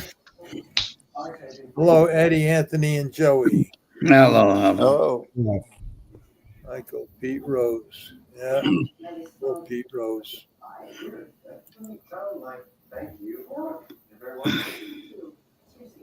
John. Giuliani broke up the mob. the RICO law broke up the mob. Giuliani learned how to use it. Yeah, that's true. He was the first one to use it. Yeah. Good one, Joe. Somebody has the TV on in the background. No, that's Eddie's wife. Uh-oh. Everybody hears it. That's good. Tell him to enjoy the show. Jackie Moe's divorce was his problem, not gambling. Oh, Jesus. Gregory Peck, you're right. I didn't want to say that. It was, I believe, Gregory, that I think they went to court after the divorce, and he was ordered to pay $10,000 a month alimony, because at the time, don't yell at your wife, Eddie. Let her talk. Don't worry about it. Leave her alone. Leave her alone. Yes. So the attorney, the judge says, ordered him to pay his wife $10,000 a month alimony, because Jackie was doing really well at the time, and rather than pay that, he moved to Canada. So I wasn't going to say that, but Gregory said it, so I guess the divorce was the problem. Okay. Used to bet $5,000 my weekly salary every day during college BB, and I really loaded up during football. Laugh. Lucky I never got hurt bad, but the guys knew I intended to pay. Yeah, you just got to pay and show up, but you're lucky. Football of all do you know I knew 2 guys that were bookmakers, and all they did was bet the football season, and both of them become multimillionaires, and all they did was take action during the football season. After football, they wouldn't take a bet on anything else except football. And when baseball, they got hurt all the time. Yeah, when I had the sports book on the Sun Cruise in Florida, I ran the whole sports book section. I got very friendly with back in them days. There were 3 guys in Vegas that made the line, and I had ticket tapes. I had 100 TVs. I had the ticket tapes on a boat and everything. And I got very friendly with them, and they said historically, gamblers win three games out of the 15, 16 that they play betting football. So you got no chance. And not only that, but they have 10, 11, 12 games every week, and nobody bets just one. I guess you have a shot if you're really good and you really pay attention and you pick one game.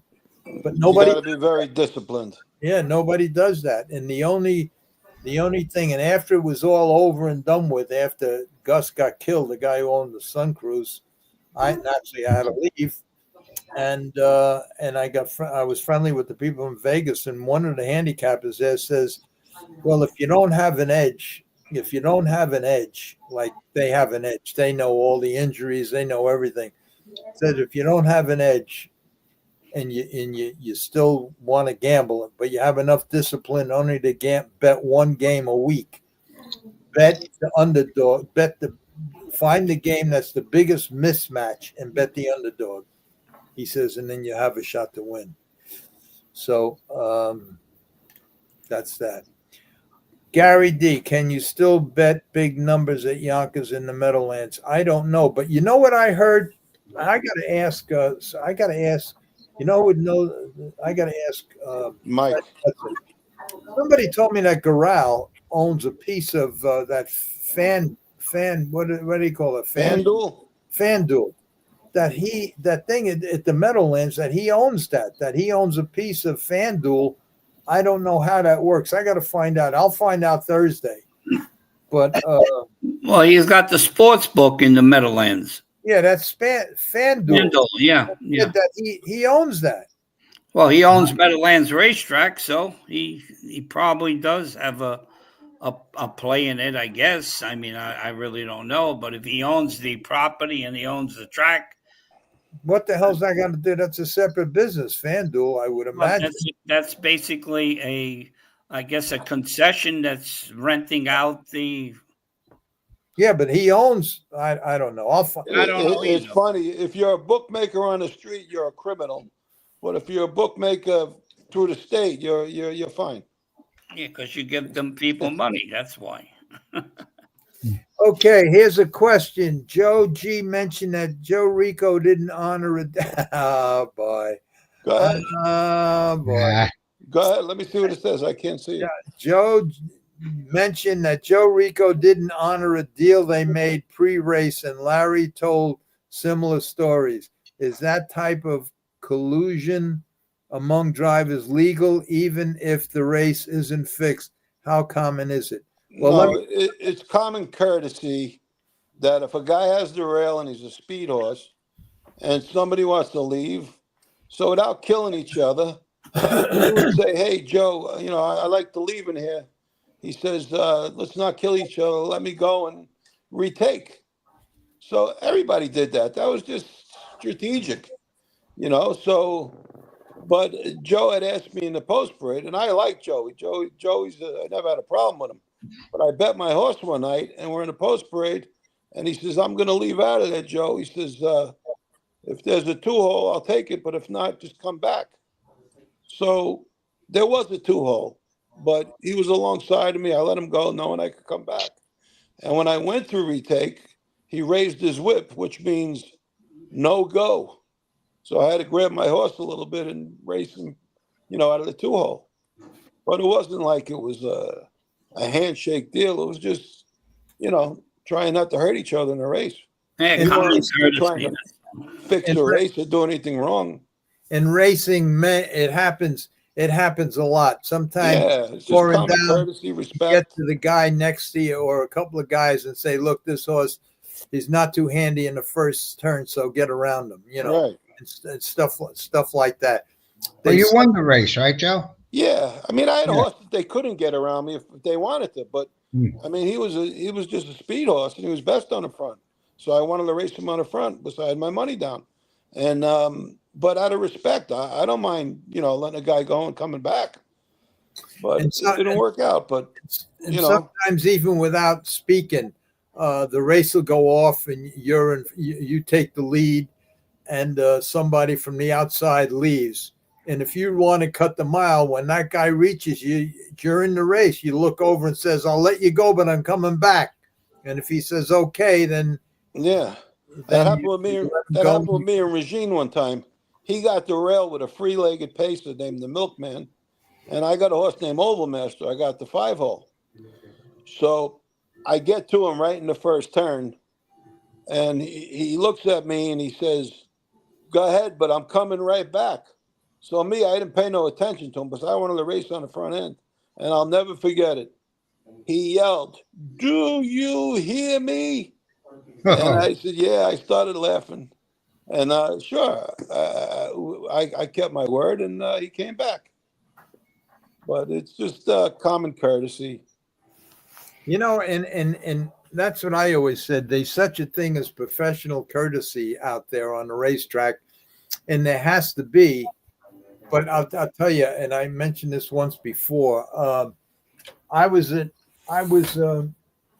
racing at Monticello one day, and I was sitting third on the rail, and there were 2 tiers going to the half. So I was, and the horse up right on the outside of me was Jim Grundy, and my horse started choking.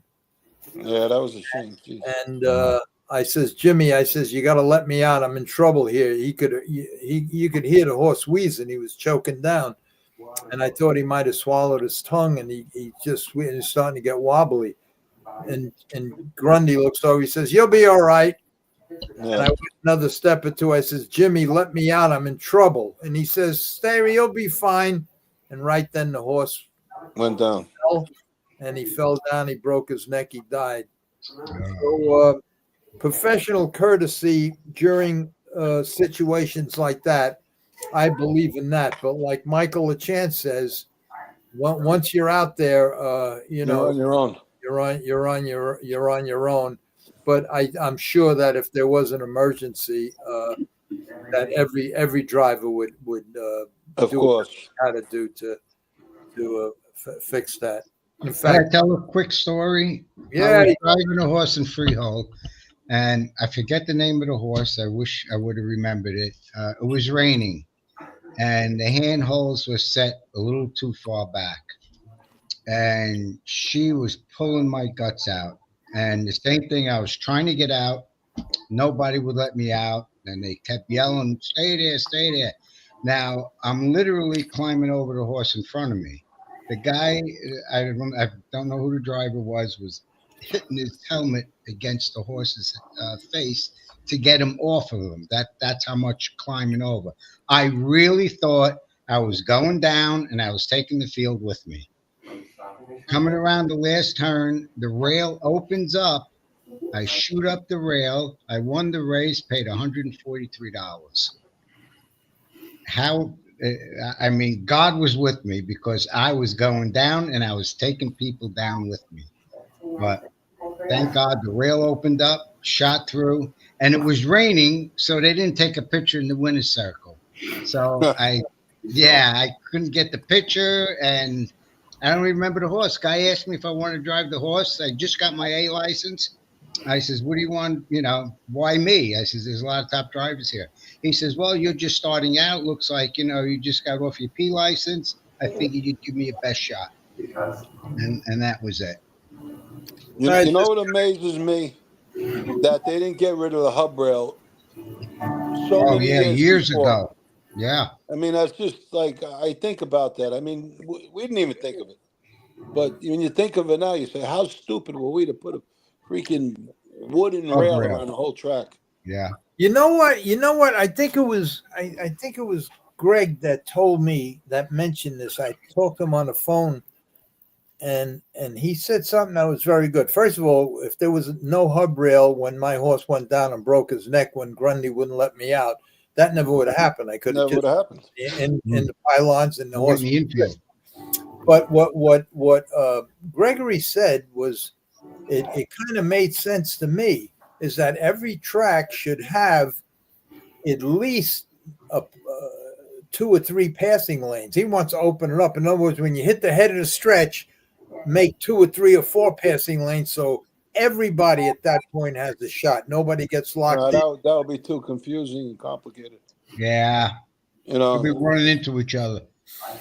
Okay, here's the guy. Michael says Yonkers Raceway is the most boring racing around, single file. And if you're lucky at the 3/4 pole, the horse in the 3-hole will pull. It's absolutely terrible. Well, it's different racing now. In the 80s and 90s, there was so much action. Everybody was moving. You know, it wasn't like now. Now it's like speed game. That's it. But everybody used to be moving 3 wide, 4 wide, in, out, quarter moves, Hey, 5 Larry, 8s. did your special doctor treat your cancer? Well, let me just say this, that after they did whatever they did, they want to give me chemotherapy, and I'm saying this because maybe it'll help somebody, because I just heard some terrible news that a good friend of mine, one of the top guys in harness racing, had the same problem I had. In fact, I heard 2 of them had it, and I'm not going to call them. I'm not going to know if they want it out there in the open, but I will say this: after they took everything out of me, and they put a bag on the side and everything, so I have that whole thing. In 3 months, they said that I could get it reversed. So in 3 months, they did reverse it. But during that time, I sent. They wanted me to take right after the operation. They said, "Okay, now tomorrow we'll start chemotherapy." And I says, "I'm not taking chemotherapy. I refuse to take it. I don't want it." And he said, "Okay, but at least take this one special blood test, because now they're coming up with a lot of special blood tests that detect cancer at very, very early stages." And I think the way they're trying to go is trying to eliminate colonoscopy, and through blood tests. And there's 2 out there, and I take both of them for that can detect any kind of cancer cells at all throughout your body or in your bloodstream. So I started with the ivermectin. The problem I had and I'm going through this to see if anybody out there, my 2 friends, might hear this. The problem with the ivermectin is that the good thing about ivermectin is that it definitely 1,000% works. It works. It Kills all the parasites. It kills everything, and these studies now saying that parasites are the reason why cancer is spread like that. So I sent away for ivermectin, and the problem with it, everybody there's 2 companies that sell ivermectin. There's a lot of bootleg. You got to be careful. The problem is that 99% of them are bootleg. But even if you do get a legitimate one, you got to get a doctor to prescribe it, and you got to get a doctor that knows what he's doing to give you the right amount to take, the right milligrams. And a friend of mine takes it from the horse wormer, from ivermectin from that we used to worm horses. Yeah. And what ivermectin. He took the tube, and he said, "Okay, this is for 1,000-pound horse." So he says, "I weigh 200 pounds." So he took 20%. Yeah, and he did, and it helped him. It cured him. So anyway, right after my operation, I was lucky. A friend of mine found a specialist, a legitimate guy that for 40 years practiced all that cancer stuff in the colon and everything else. And when this ivermectin thing started in the 80s, he investigated it, and now it's part of his program. So I was lucky enough to get a hold of him, and I sent him all my lab results and everything that happened to me. And you pay him $400, and he gives you a 45-minute consultation after he reads all your things. And in that 45-minute consultation, you talk about everything. Also, the $400 covers a 3-month supply of whatever cocktail he describes for you. In my case, it was 40 milligrams of ivermectin, 2 other parasite-killing drugs that complemented ivermectin, and very, very heavy-duty antibiotic that you took 3 times a week, and one other thing. And I took that for 1 month prior to my reconnection. And when the doctor told me, the surgeon told me the day before my reconnection surgery, where they were going to take the bag off and hook up all my plumbing again with 2 feet of my intestine gone, they were going to hook everything back up. He told me to stop taking it, but he asked me, he says, if you don't want to take the chemotherapy, take this new test out. There's a Dr. Proverb that has this test that could tell if there's any trace of cancer at all in your body or your bloodstream. So I said I would. And the test came back that they were 0.08% in my bloodstream. Now, that was now the last test I took was just now. It came back that I was completely clean, but it was Thank God. test. Thank God. Now there's another. Now and next week I go for the same test that showed positive, and I'm going to see what happens. So if there's anybody out there that that's in that position, they should look up ivermectin, and if they decide to take it, they should just contact me. I'll hook you right up with this doctor because there's a lot of frauds out there, and Yeah, you got to be careful. yeah, you got to be careful. You know, there's an amazing thing. They have a pill now. It's a camera that you take, like you swallow like a regular pill, and it goes through your whole digestive tract, and it could tell if you have any problems.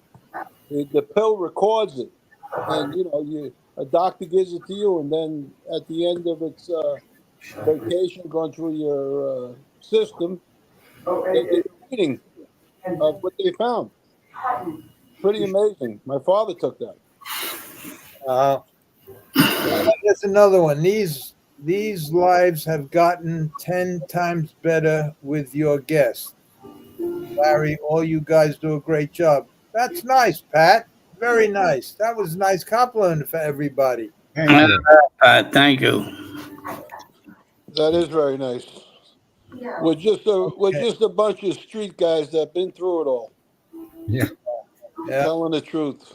Gary D, Pat Day and Angel were great as well. Absolutely, Pat Day. Do you know that when I was racing at Aqueduct and Belmont, Pat Day, who was one of the greats of all time, very multi-millionaire. Do you know that he had a 20-year-old Chrysler, a yellow Chrysler, one of them little mini things? So I says, yeah, that's his car. That's he could have had a Rolls Royce. He's driving. Okay, let's see. Nick Sanagata. He's from Jersey. He retired. He wrote. I'm going to tell you about Nick Sanagata. No, I can't. The story's too long. I can't tell you. Okay, Sundance. How about Billy Shoemaker, Pinkay, and Rushmore? Shoemaker was. They were all good. Joe, what are you eating? You're making me hungry, Joe. What's that? What are you eating? A piece of watermelon. You want a piece? Julie Crane was great, and someday I'm going to tell you the story about how I almost went partners with her in the syndication business. Okay, Katie John Joseph says Katie Davis is strong. I do like Katie. Katie's fan club. We give merchandise to all the kids at Saratoga. Google Katie Davis vibes. Isn't Katie Davis? Yeah, Trevor McCarthy's wife. That's his wife. Yeah. Yeah. Okay. John Velasquez is my guy. You're right. Great. Okay, Katie Davis has won 2 races at Aqueduct Racetrack for the last 5 weeks. C is the leading female rider on an Irish circuit. Yeah, good for her. She's beautiful too. You saw her. Yep. She's a pretty girl. Andy, yeah. Look, that's what I mean. There's 10, 15 guys that are just great. A lot of jockeys now are having problems with their weight. Every day you hear one other jockey died or killed himself, and I think that's another problem Trevor had. that two of his good jockey friends killed themselves. It's sad. Brent Beckwith is the best driver in 2025. Look at the stats. Yeah, that's what they tell me. That's what they tell me. And they told me, I forget who it was, Michael. Somebody told me to get him on the show. But you know, first of all, he's a young kid. Joe Rico told you. Joe Rico, yeah, he Yeah. drives every night. So you know, how the hell is he going to come on? I saw Michael on another podcast the other day. They were interviewing him in, I think, Chicago, one of the Chicago tracks. And they were interviewing him. He was talking about handicapping and racing. And Oh, Michael Chance? no, Mike, the guy you had on the show last week. Oh, Michael. Very, very sharp guy. Really Yeah, sharp guy. he's coming on Tuesday. That's what we're gonna talk about all that stuff on Tuesday. Yeah, I just happened to catch him on another podcast. It was Thursday. Thursday. Thursday. Yeah, Tuesdays for the second string. Right. Favorite Mike Smith. Yeah, Mike Smith's one of the greats. Okay, John Joe Anthony, big money. Mike is good. Okay, it would be nice to see the grandstands full like it was. Yeah, you'll never see them days. Yeah. Eddie, no T-trick at Yonkers. Well, wherever he is, he's a great driver. Yes, he was John. Used to bet Stephanie Bishad pretty often. I've been out of the game for so long, I didn't know about his injuries until I looked them up a minute ago. I didn't know about Bishad neither. I didn't know. I've been out of it so long. Yeah, he got hurt. I think he's the tattoo guy now. Really? Yeah, that's what he was doing. When they did it on the lip, he started doing it. Now they're doing what it. Happened? What happened to him? What happened to him? He got into a wreck and he hurt himself. His back is real bad. Yeah, he got hurt a long time ago, and then he went up to Saratoga, and he moved from Yonkers to Goshen. Yeah, he lived right across the street from me. Yeah, in Campbell Hall. Yeah, and he got hurt bad. His back, I think he really couldn't get into the bike anymore. So yeah, it's a shame. He was driving at Saratoga a little bit, and then he just packed everything in. Eric says, John Joseph, I love Beckwith, but he has a long way to go to top Dexter Dunn and Tim Tetrick. All right. Okay, Sundance. Mike Sarantino was a nice guy. Yep, good kid. Francis, 30,000 on Friday nights at Swansea. It seems like a lifetime ago. Okay, Rick. Yes, but T-Trick bets people don't know that, and drivers allow him to quarter move to the front to the lead. As you see, he's not at the Meadowlands much as before. Let's read this slow. Rick, yes, but T-Trick bets people don't know that drivers allow him to quarter move to the front to the lead. Well, he's an aggressive driver. He's just like, he's like there's a couple of guys that just very, very aggressive, and they're good enough to be put on the best horses. And most of the time he's on a favorite, so you'd be smart to let him go and follow.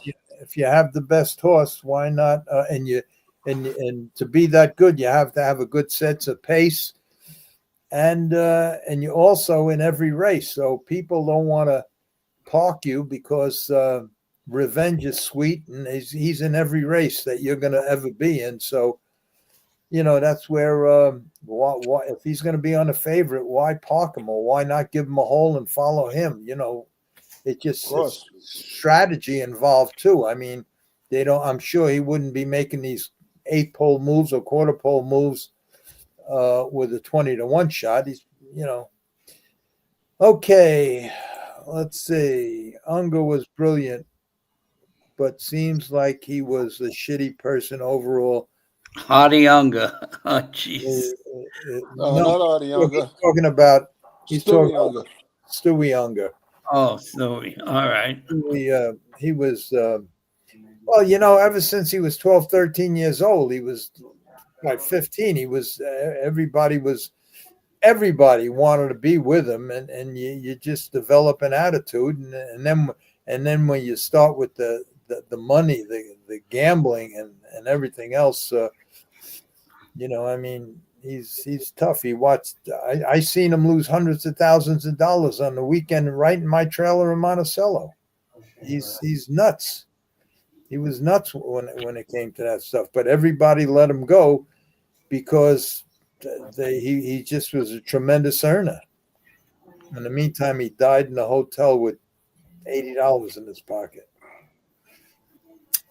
Munger got lots of dollars to play from Billy Baxter. Well, I don't know that. I don't know who Billy Baxter is. I don't know, but I know that he had a lot of sponsors. He had a lot of people put up a lot of money for him, and that's why he could lose all his money, and he always had backers, but the backers start to run out after a while. Okay, Hugo Iadis Jr. Oh, he did die. Wow, he died in 2016 at the age of 53. He was Sorrentino's father's partner, Mike Sorrentino. He was the partner in Europe. No, but he said Hugo Iadis Jr. If Hugo Iadis was older than that, that must be his son. Oh, right? Because he says he at 53, 10 years ago. You're right. Yeah, because Hugo was a lot older. When I got out of the business, Hugo was he was close age as Mike Sorrentino, about 70, 68. Yeah. So that had to be his son. So let's see. Yeah, but maybe Hugo was younger. Hugo was younger than me, I think. Yeah, he was younger than you, Larry, but if he died at 53, 10 years ago, he would have been 30 years old when he was partners with Sorrentino. So it had to be his son. Yeah. Yeah.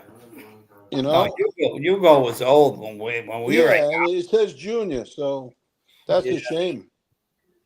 That age. I mean, I didn't know him, but I think I knew his. I'm not sure. I don't remember. Hugo was a good guy. I like Hugo. I used to call him Yugoslavia. Hugo was a really good guy.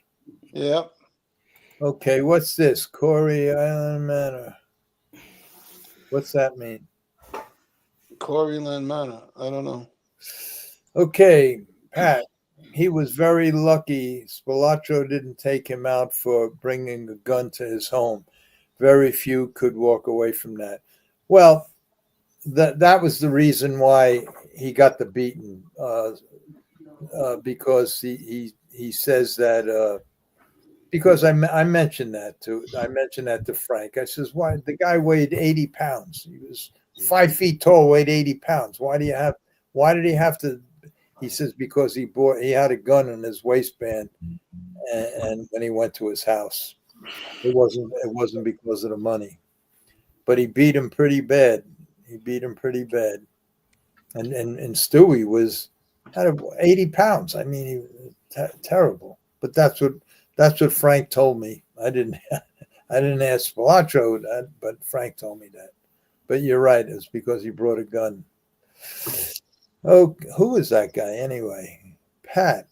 He was very lucky. How did he know that? Elon Musk is trying to reach you, Z. Elon Musk is trying to reach you. Okay.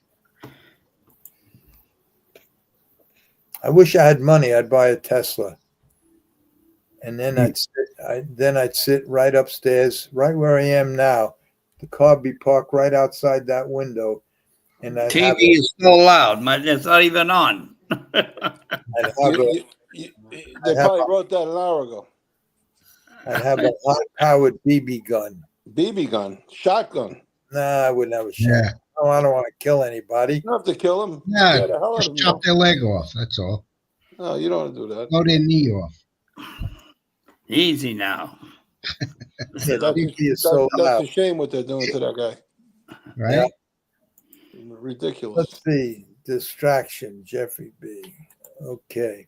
Larry, Leon Musk needs you on rocket plans. Yeah. Well, if there's any way you can get word to tell him I'm available, but not on Tuesdays and Thursdays. Yeah. I got to do this podcast. In fact, if he wants me on that team that he has, what team? What do they call that team? Doge. Yeah, if he wants Doge. that, but I have to do this podcast. Yeah. Okay, more like you. I don't know what that means. More like you, Maybe Giuliani. Julian. Yeah. I don't know how Yeah. you would say that. Okay, bet with the house in football. You can win. Bet with the house in football. What does that mean? Bet The with house is the casino, the No, bookmaker. bet with the house. In other words, I guess bet with I guess the favorite. No, the house is the casino. Like the house would be MGM or whatever. you still got to pick a team. No, bet with the house. In other words, the house picks whoever. You bet with the house. In other words, the casino would be considered the house. The house always wins. Oh, you bet with me. I'm the house. I bet. Yeah, you're the house. Look, the only thing I know about the house is when you pay baccarat, but then you got to pay for the privilege of betting with the house. Monkey. Anyway, gentlemen, who has a tip at Aqueduct or anywhere coming up? Eddie. Need to make 200. You missed 2 weeks ago. Eddie could have gave you three horses in a row. They all paid big prices. Next week, not this week. Next week. All right, tune in. Next week, Eddie will tell you who he has in next week. Next week, I'll be racing on the 24th and the 26th. So, okay, tune in. Larry Cox, never bet on anything that eats. Very good. Very good. Never bet on anything that eats. Eddie, Linda Rice has B. Winning for 3 years now at almost 30%. How? I don't know. She signed for my license. She's a very hardworking trainer. She's very good. She's got a numerous amount of horses. I mean, but I watch her every morning from 5:30 till the lights go out at Aqueduct. She's right on point. She's a hell of a trainer. What I mentioned before about Julie Crone going into a syndication partnership with her. Yeah, with Linda. I remember that. When the reason we didn't do it was because she got married and got pregnant right away. And she said to me, wait until after I have the baby. Mm-hmm. And then she had a very bad pregnancy. I think she was in the hospital for months before giving birth. So when she couldn't do it, I went to Linda Rice, and she said she would do it. And she put me with her second trainer or her bookkeeper or whatever, some guy. Yeah. And I was going to do it, and then I think I had to go to California or something. And by the time I got back, anyway, it never happened. Larry, did you ever make enough money in 1 week to pay off Gilbert? You asked me that question last week. The answer was no. I never really made enough in 1 week. I come close a couple of times, but I never thought of it. But I got even with him in 1978. I'll never forget it. My birthday, 1978. Paid him off. Okay. Thanks for the answer, Joe. I wasn't trying to put down Mr. Rico. He was great last week. Yeah, it was no hard feelings at all. It was just, It's one of them things. Yeah. Linda Rice. You got to understand something. His horse was good. I knew the horse was good, so it all worked out. It's not like he's leading with a 20-1 shot. But Joey was always a good guy. If he told you something, he would do it. I guess just one of them days. Linda Rice is winning at almost 30% for 3 years now. She does well. Just read that. Cold, but she is always hot. Yep. She wins the title again. Leading trainer again. Oh, good for her. Larry, you contact Meadowlands. They might have your races in archives saved. Can't hurt, but I think I tried that. I think I tried that, but this is going back, what? It's 2006, so it's, how many years is that? 20 years? 2006. 29. No. What mathematics? How am I gonna work for? About 19 years, 18, 19 years. Yeah, 19 years. You can't work for Doge. Right. You work for Dodge, not I'm Dodge. gonna stick to building websites. You can work for Doggy. I like Regine. I thought he was an underrated driver. Who? Regine Danielle. Yeah, he's all right. Okay, great freehold story, Anthony. Thank you. 70-1. 70-1. God bless you, Larry. I admire you. I admire your will so much, doing these shows so quickly after such a serious sickness. No, the sickness didn't bother me. I was shoveling snow the day I got out of the hospital. And you're a nut. Like I said, you drove to California 4 days later. Yeah, that You bothered had to me. shovel his car to get In out a of the driveway. snowstorm. I put together a whole cabinet that I put upstairs because I made my upstairs bathroom like my nursery, like my hospital room, where everything was there, because they give you a 3-month supply of all the necessities you need.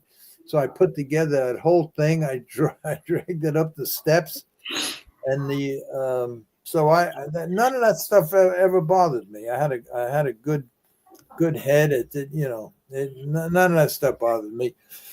And when it started to hurt a little or bleed a little, I would stop. Okay, Larry, my mom has stage 4 cancer. I want to talk to you. To your doctor about ivermectin treatment you took for her. I'm going to call you if I can get back and find your phone number.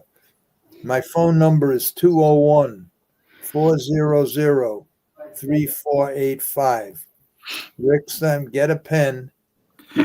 Larry Rolla, 201-400-3485. Your name is not going to be in my phone, so I probably won't answer it because I get 3 million phone calls a day. So I could for insurance reasons and for to upgrade my doctors, my warranty on my car and all of this stuff. So if you're not my contacts, I don't answer the phone. So just leave a message, text me on that phone number. Tell me who you are, and I'll get back to you. And I have all that information for you. Okay, stock market came back strong. I only had to eat. I only had to eat cat food for dinner 3 times this week. I knew Joe was going to be right in the long run. Larry, hope you're feeling better. God bless, fellas. Thank you, Christos, for having faith in me. Have faith in Trump. He's going to do the right thing. He's going to change this country. Believe me. I used to see Cab Calloway at Aqueduct a lot. Yeah. Yeah, they were a lot of people, a lot of famous people. Oh yeah. At the racetrack, even up in Monticello. Oh, Monticello had a real lot. Yeah. Summer, yeah. Yeah, and they had all them shows, the stage, right? Yeah. Right. And boxing, everything. Yeah. That was the most happening place in the country. Yeah. Some of the best years of my life up there. Yeah, that's right. Yeah, me too. Them were the years from 71 to 78 till I got even. them years there were any. I can't name. I don't know anybody that would have survived them years. I'm not bragging that I did, but I had the ability to do what I did, and then I wiggled and steamed with your what's it, your cousin Conerico? Conerico. My uncle. Your uncle, and I was able to live through that, and it was tough, but it was still the best years of my life up there. Yep. It was an unbelievable place. Conerico. Con Edison. Con Edison. Yeah, remember Con Edison? Let's make this show a sports and source betting show. We may get into that a little bit. I don't know. The problem I have is that I have a good friend of mine who I know my whole life, Huey, and he started Huey in 1970, I think it was. And I wish I would have contacted him when I was betting sports, because he was the best sports handicapper. In fact, he started that whole thing. Larry Maz is doing that now. Yeah, Larry Maz is doing it, and there's a couple of guys that are doing it. There's Columbo's kid doing it. There's a couple of them that are doing it. But Huey, I think, is probably one of the best, because they wrote him up, and he got a lot of write-ups. He won a lot of handicapping contests for sports and everything else. And he just texted me today that he's doing it again, and he's really, really good. So, but Michael is supposed to be the guy coming on Thursday. Is supposed to be very, very good, and very, very sharp. So yeah. That's what I was telling you. They interviewed him at Balmoral or one of the tracks out there. I just saw it on YouTube. Yeah, well, I don't know. Okay, Anthony, how's your brother Dom? He's all right. He's doing okay. He just forgets that. Well, I didn't tell him I was going to be on tonight, so. But he's all right. He's good. Jeffrey B. What's that mean? Okay, from Grand Avenue in Chicago, my family knew Spilatros, Collada, and Joey Lombardo. Okay. This guy, Pat, he knows a lot about everything. Pat. Oh. Okay. Nothing about your son. I'll fill you in real quick. Josh is the person that our sales Bet against the team the most money's on is what I meant by the house. Okay. Yeah, that's the house. They're betting the team. All right. That's similar to what the guy from Vegas told me. Pick out of the teams that are playing the biggest mismatch and bet the underdog. So, okay, Shelley Goodrow, Larry Cox. Shelley Goodrow, one of the best drivers ever. LBJ. I don't know what that means, LBJ. Shelley told the owner he was winning that race where he was. Little Brown Jug. Oh, the little. Oh, I see. Little Brown Jug. Yeah. My wife thought of that. Yeah. I thought it was Lyndon Baines Johnson. I got to start taking that Mendham Blue or whatever that thing is. What do you call that? Prevagen. Yeah, I can't say the name. Joe Rogan talks about it. It's supposed to get your mind so you remember things. Yeah. I'll forget to take it. Yeah. Anyway, Shelley told the owner he was going to win that race. Yeah, but had to put his horse through the hub rail so to avoid the wreck. Yeah, that was terrible. Yep. Yeah. That was the race Wildwood Jib snapped his leg. Okay, I survived the 2-day Trump recession. Okay. Larry, not too many drivers try to knock down hub rail. Yeah, that's it. That's methylene blue. Yeah, methylene blue. They're talking about that stuff that it really does it really does make you remember things, and it's supposed to be really good for your health. But now they say there's bootleg stuff like that, so you got to go with there's one guy on Facebook that shows you the real stuff, and so you got to be careful of all of that stuff. But it says it really helps, so I should really look into it. But with my luck, I'll wind up, my eyeballs will turn blue. Yeah, you'll get blue lotion. Don't buy those purple pills by mistake. Yeah, Viagra he's talking about. You know, there was I better not get into that, because maybe I'm going to try to get my friend on the show here, and he'll come on one day, maybe with Billy O'Donnell, and talk about a total misjustice that they did to him. And the judge that did it was an ex-harness driver, Kazmaier. And what they did to this kid, they fined him a tremendous amount of money. They gave him a tremendous amount of time. And it was just a complete overkill. Dan Kazmaier? He was the judge.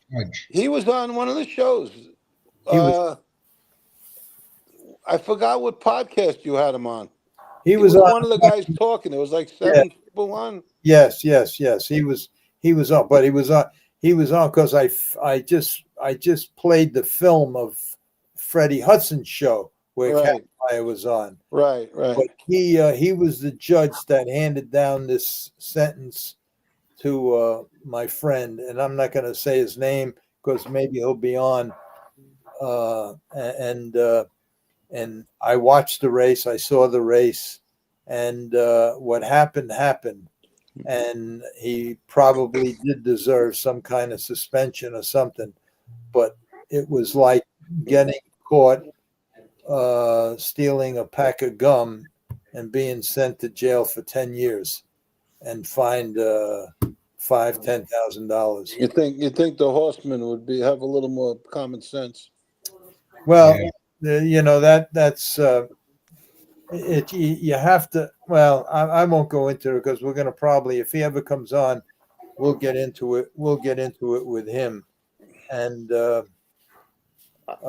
story, so I'm not saying anything, but you know, the next trainer driver should be a little more understanding about the game. Yeah, you think? Yeah, in this particular race, I don't want to say too much, but in this particular race, if a guy, let's just say this, let's say two horses are fighting for the lead, and you're three quarters in front. You're right at the guy's. Your wheel is right at the guy's front legs, and you crowd him. Now, when that happens, to avoid an accident, you take back. So to avoid an accident. Well, this guy didn't take back. He stayed right there, and he allowed himself to get hit and go into the pylons and everything else. And so now my friend who cut him down, he was wrong. There's really no excuse. You can't say my provision, there's really nothing that you can say. What you can say is what everybody does to get into a hole or make the top. If it's tight, you push your way in, you squeeze, you put a wheel in there. Yeah, you just put a wheel in there, and the guy. Now after the race, the judges might call you up and you say you jammed up the field and everything else, but you don't get a 5-year suspension and all kinds of massive fines. 5 years. And that's what this is. That's what this. Well, did the horses go down? No. No. No. And they gave him 5 years. Yeah, and it's a lot worse than that too. So, but hopefully he's going to come on, and if he does come on, we'll show the race. And I'm not saying he should have got a. Hey, look, I put Rodriguez. What's that? The Spanish kid. He's a good Humberto Rodriguez. I put him over the hub rail in Monticello. I put him over the hub rail on purpose. That's when they had a hub rail. And my friend's race, they didn't have no hub rail. It was pylons, and the guy had 20 steps just to take back. He's seen the guys coming in. He's pushing and crowding. All he needed was another maybe 6 inches. I kept, but you know, and I got $1,000 fine. And the reason I got to tell you the reason, because people think I'm nuts. During the race, Rodriguez was boxed in. I had bet on the horses that were in front. He was like 4th on the rail. The horses I needed for the trifecta were 1, 2, 3, 4. He was I think 4th on the rail, and I was right next to him. I kept them locked in. We were at the 3/4 pole. I needed them to finish just the way they were, and they were gonna. And he says, "Larry, let me out." And he's a nice guy. He was really a nice guy. He was. And I hated to do so. At first, I made believe I didn't hear him. And he said, "Larry, let me out, let me out." And I just looked straight ahead. Next thing I know, I got a whip right across the face. He just hit me with the whip right across the face. And I stayed right there. And I couldn't do anything because I had my horse. I had a death grip on my horse, and I had to stay right there, and I had to keep him locked in. And it was just one of them things where I had to just stay there, and he kept hitting me and beating me with the whip. And we go down the stretch, and the whole length of the stretch, whip. So not say I bowed my head. He's hitting my helmet and my colors, but I got a couple right across the face. And right after the race was official, right after we the horses got across the finish line, put them right over the rail, horse and all, right over the rail. And he got fined 100, and I 1,000. I got fined 1,000. That I paid his 1,000, and you were a bad boy, Larry. I did what I had to do. You cashed the ticket. Yeah, I cashed the ticket, and everybody says to me, you know, everybody says what a good horseman you are, how good this and this and this and this, but how come you only win like 500, 800 races in your whole life and everything else? And my answer is they were 10 years when the only races I won were the races I had to win. So anyway, that's it. Now we've been going for 2 hours and a half. I'm going to go to bed. 2.5 hours. So not too many drivers try to knock down hub rails. Okay. Anyway, that's it, folks. Anthony, thank you for coming on. Joe, thank you for coming on. Eddie, go to sleep. And your wife's going to probably make you sleep on the couch tonight for yelling at her. Don't yell at her. Just leave her alone. Let her. Yes. We can deal with the noise. No, I'll go into the other room like I did last week. I just set it up in this room, and you know she was out shopping, so when she came in, I was already set here. So no big deal. I got some good stories for next week. Okay. Good. All right. We'll see. And we're going to try to get Joe Rico on next week. Get him on because it I know that all you guys want to talk to him. Yeah. All right. That's it. I have some more races that will show about you, Anthony, next week. And Joe. Joe, you didn't put up Joe's ice cream parlor. Oh, yeah. What the hell? Oh, wait a minute. Hold it. Wait a second. How do you know about that, Eddie? How do I? Because I told him. Oh, it's just a farmer's market. It's where what I'm due for the weekend. I was going to order a couple of things of gelato. I forgot all about it. I want some Italian ice. Look at that. This is what Joe does. Italian ices. This is what Joe does on the weekend. Yeah. That's it. I mean, take one of those cones with Are these two the same place, Joe? Yeah, I got a corner spot, so that's one side. I got the ice cream machines in there and everything. And You know Joe, what? how far are Guess you what from Fort Lauderdale? It's in Hollywood. And that's not far. No, you know what the best part about it? I was thinking about it. Between the horse business and the ice cream business, both places I served milkshakes. Very good. That's a good one.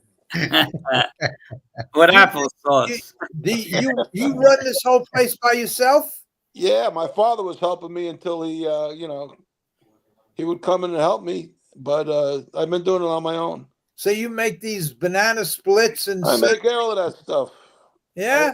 I break my ass, but got to do what you got to do. Do you make your own Italian ice, Joe? No, but I got some Bronx people. I've been doing it for 30 years.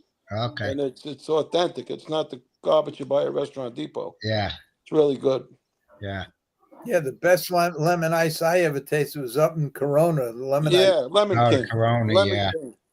Right across the street from and the soft serve ice cream I got is the best you could buy. Yeah, it's better than Carvel. Yeah, it's as good as Carvel. Wow. I compare it to Carvel. Yeah. What you have to buy the machine and then you buy I had to buy the machines. I mean, when I first started, they didn't even have electric outside. We were working off a generator. That's what we should open up, huh? An Italian ice cream stand. The market's really busy, it's on the weekends, but 2-3 years ago I was making a home run, but now it's still good, but not like it was. Watch out, Trump don't put a tariff on you. Biden would have liked it. He ate ice cream every day. You come in and get all your ice cream with sprinkles. Yeah. So you make smoothies and everything. Yeah, frozen drinks, cotton candy, pretzels. Unbelievable. Yeah. We gotta go there, Larry. Yeah, come down for an ice cream. You went to California. You can go drive. Yeah, he drove to California. You drive to Florida. I went to California and back in 1 week. Then I had the surgery, and 2 days after the surgery, I went to California and back. All the accident. You're nuts. They got me. Yeah. Nobody said you were sane. That would be nice.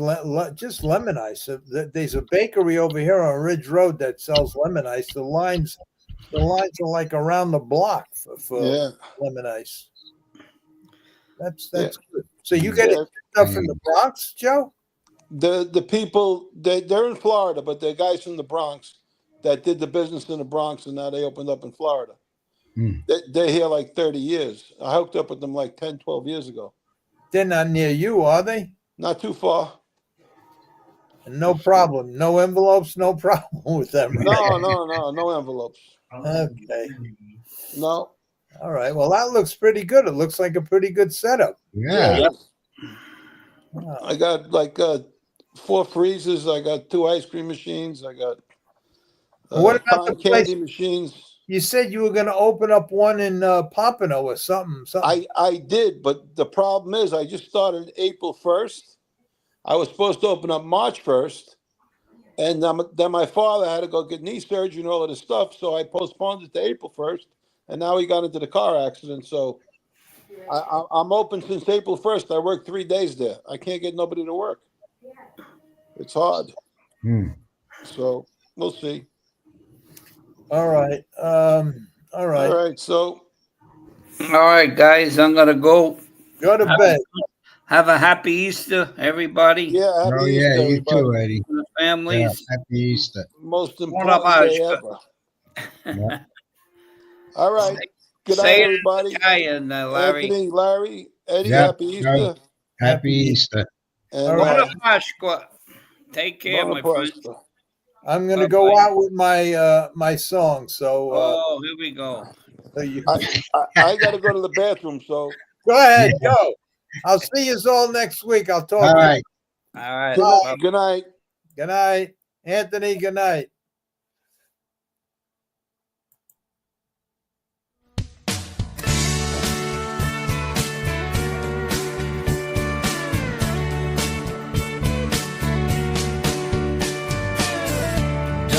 those grudges, ditch those judges. They're just weighing you down. Drop the haters, procrastinators, 'cause one man's smile is just another one's frown. When it's time for the end, ain't no warning, my friend. One day you're here, next stop the pearly gates. So listen close to what I'm saying. Lighten up, it's getting late. Dump collections, self-reflections, they're just covered in dust. Why obsess, worry or stress? Just ask yourself, what's the fuss? When your doctor calls you on a Sunday afternoon, gonna be a blue Monday, you'll be howling at the moon. You know you never can cheat fate. Lighten up, it's getting late. Forget bling and glitter, text and Twitter. Don't need it to make my case. Say it old school, face to face. Dump the users, soul abusers, turn and walk away. Give yourself a kick in the ass, then raise your glass. Let's toast to the past and make the most of today. Keep the faith, rise above, do the things that you love. Find a reason every day to celebrate. So listen close to what I'm saying. Lighten up, it's getting late.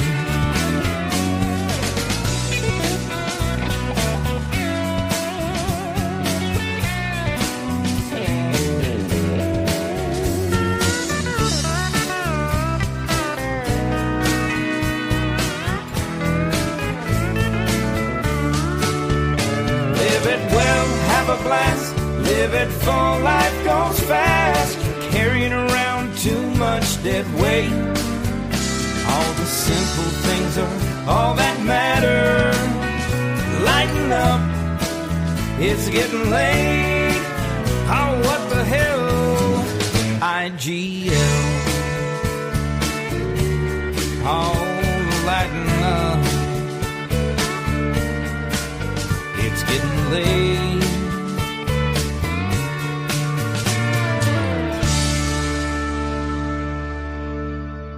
See you, folks.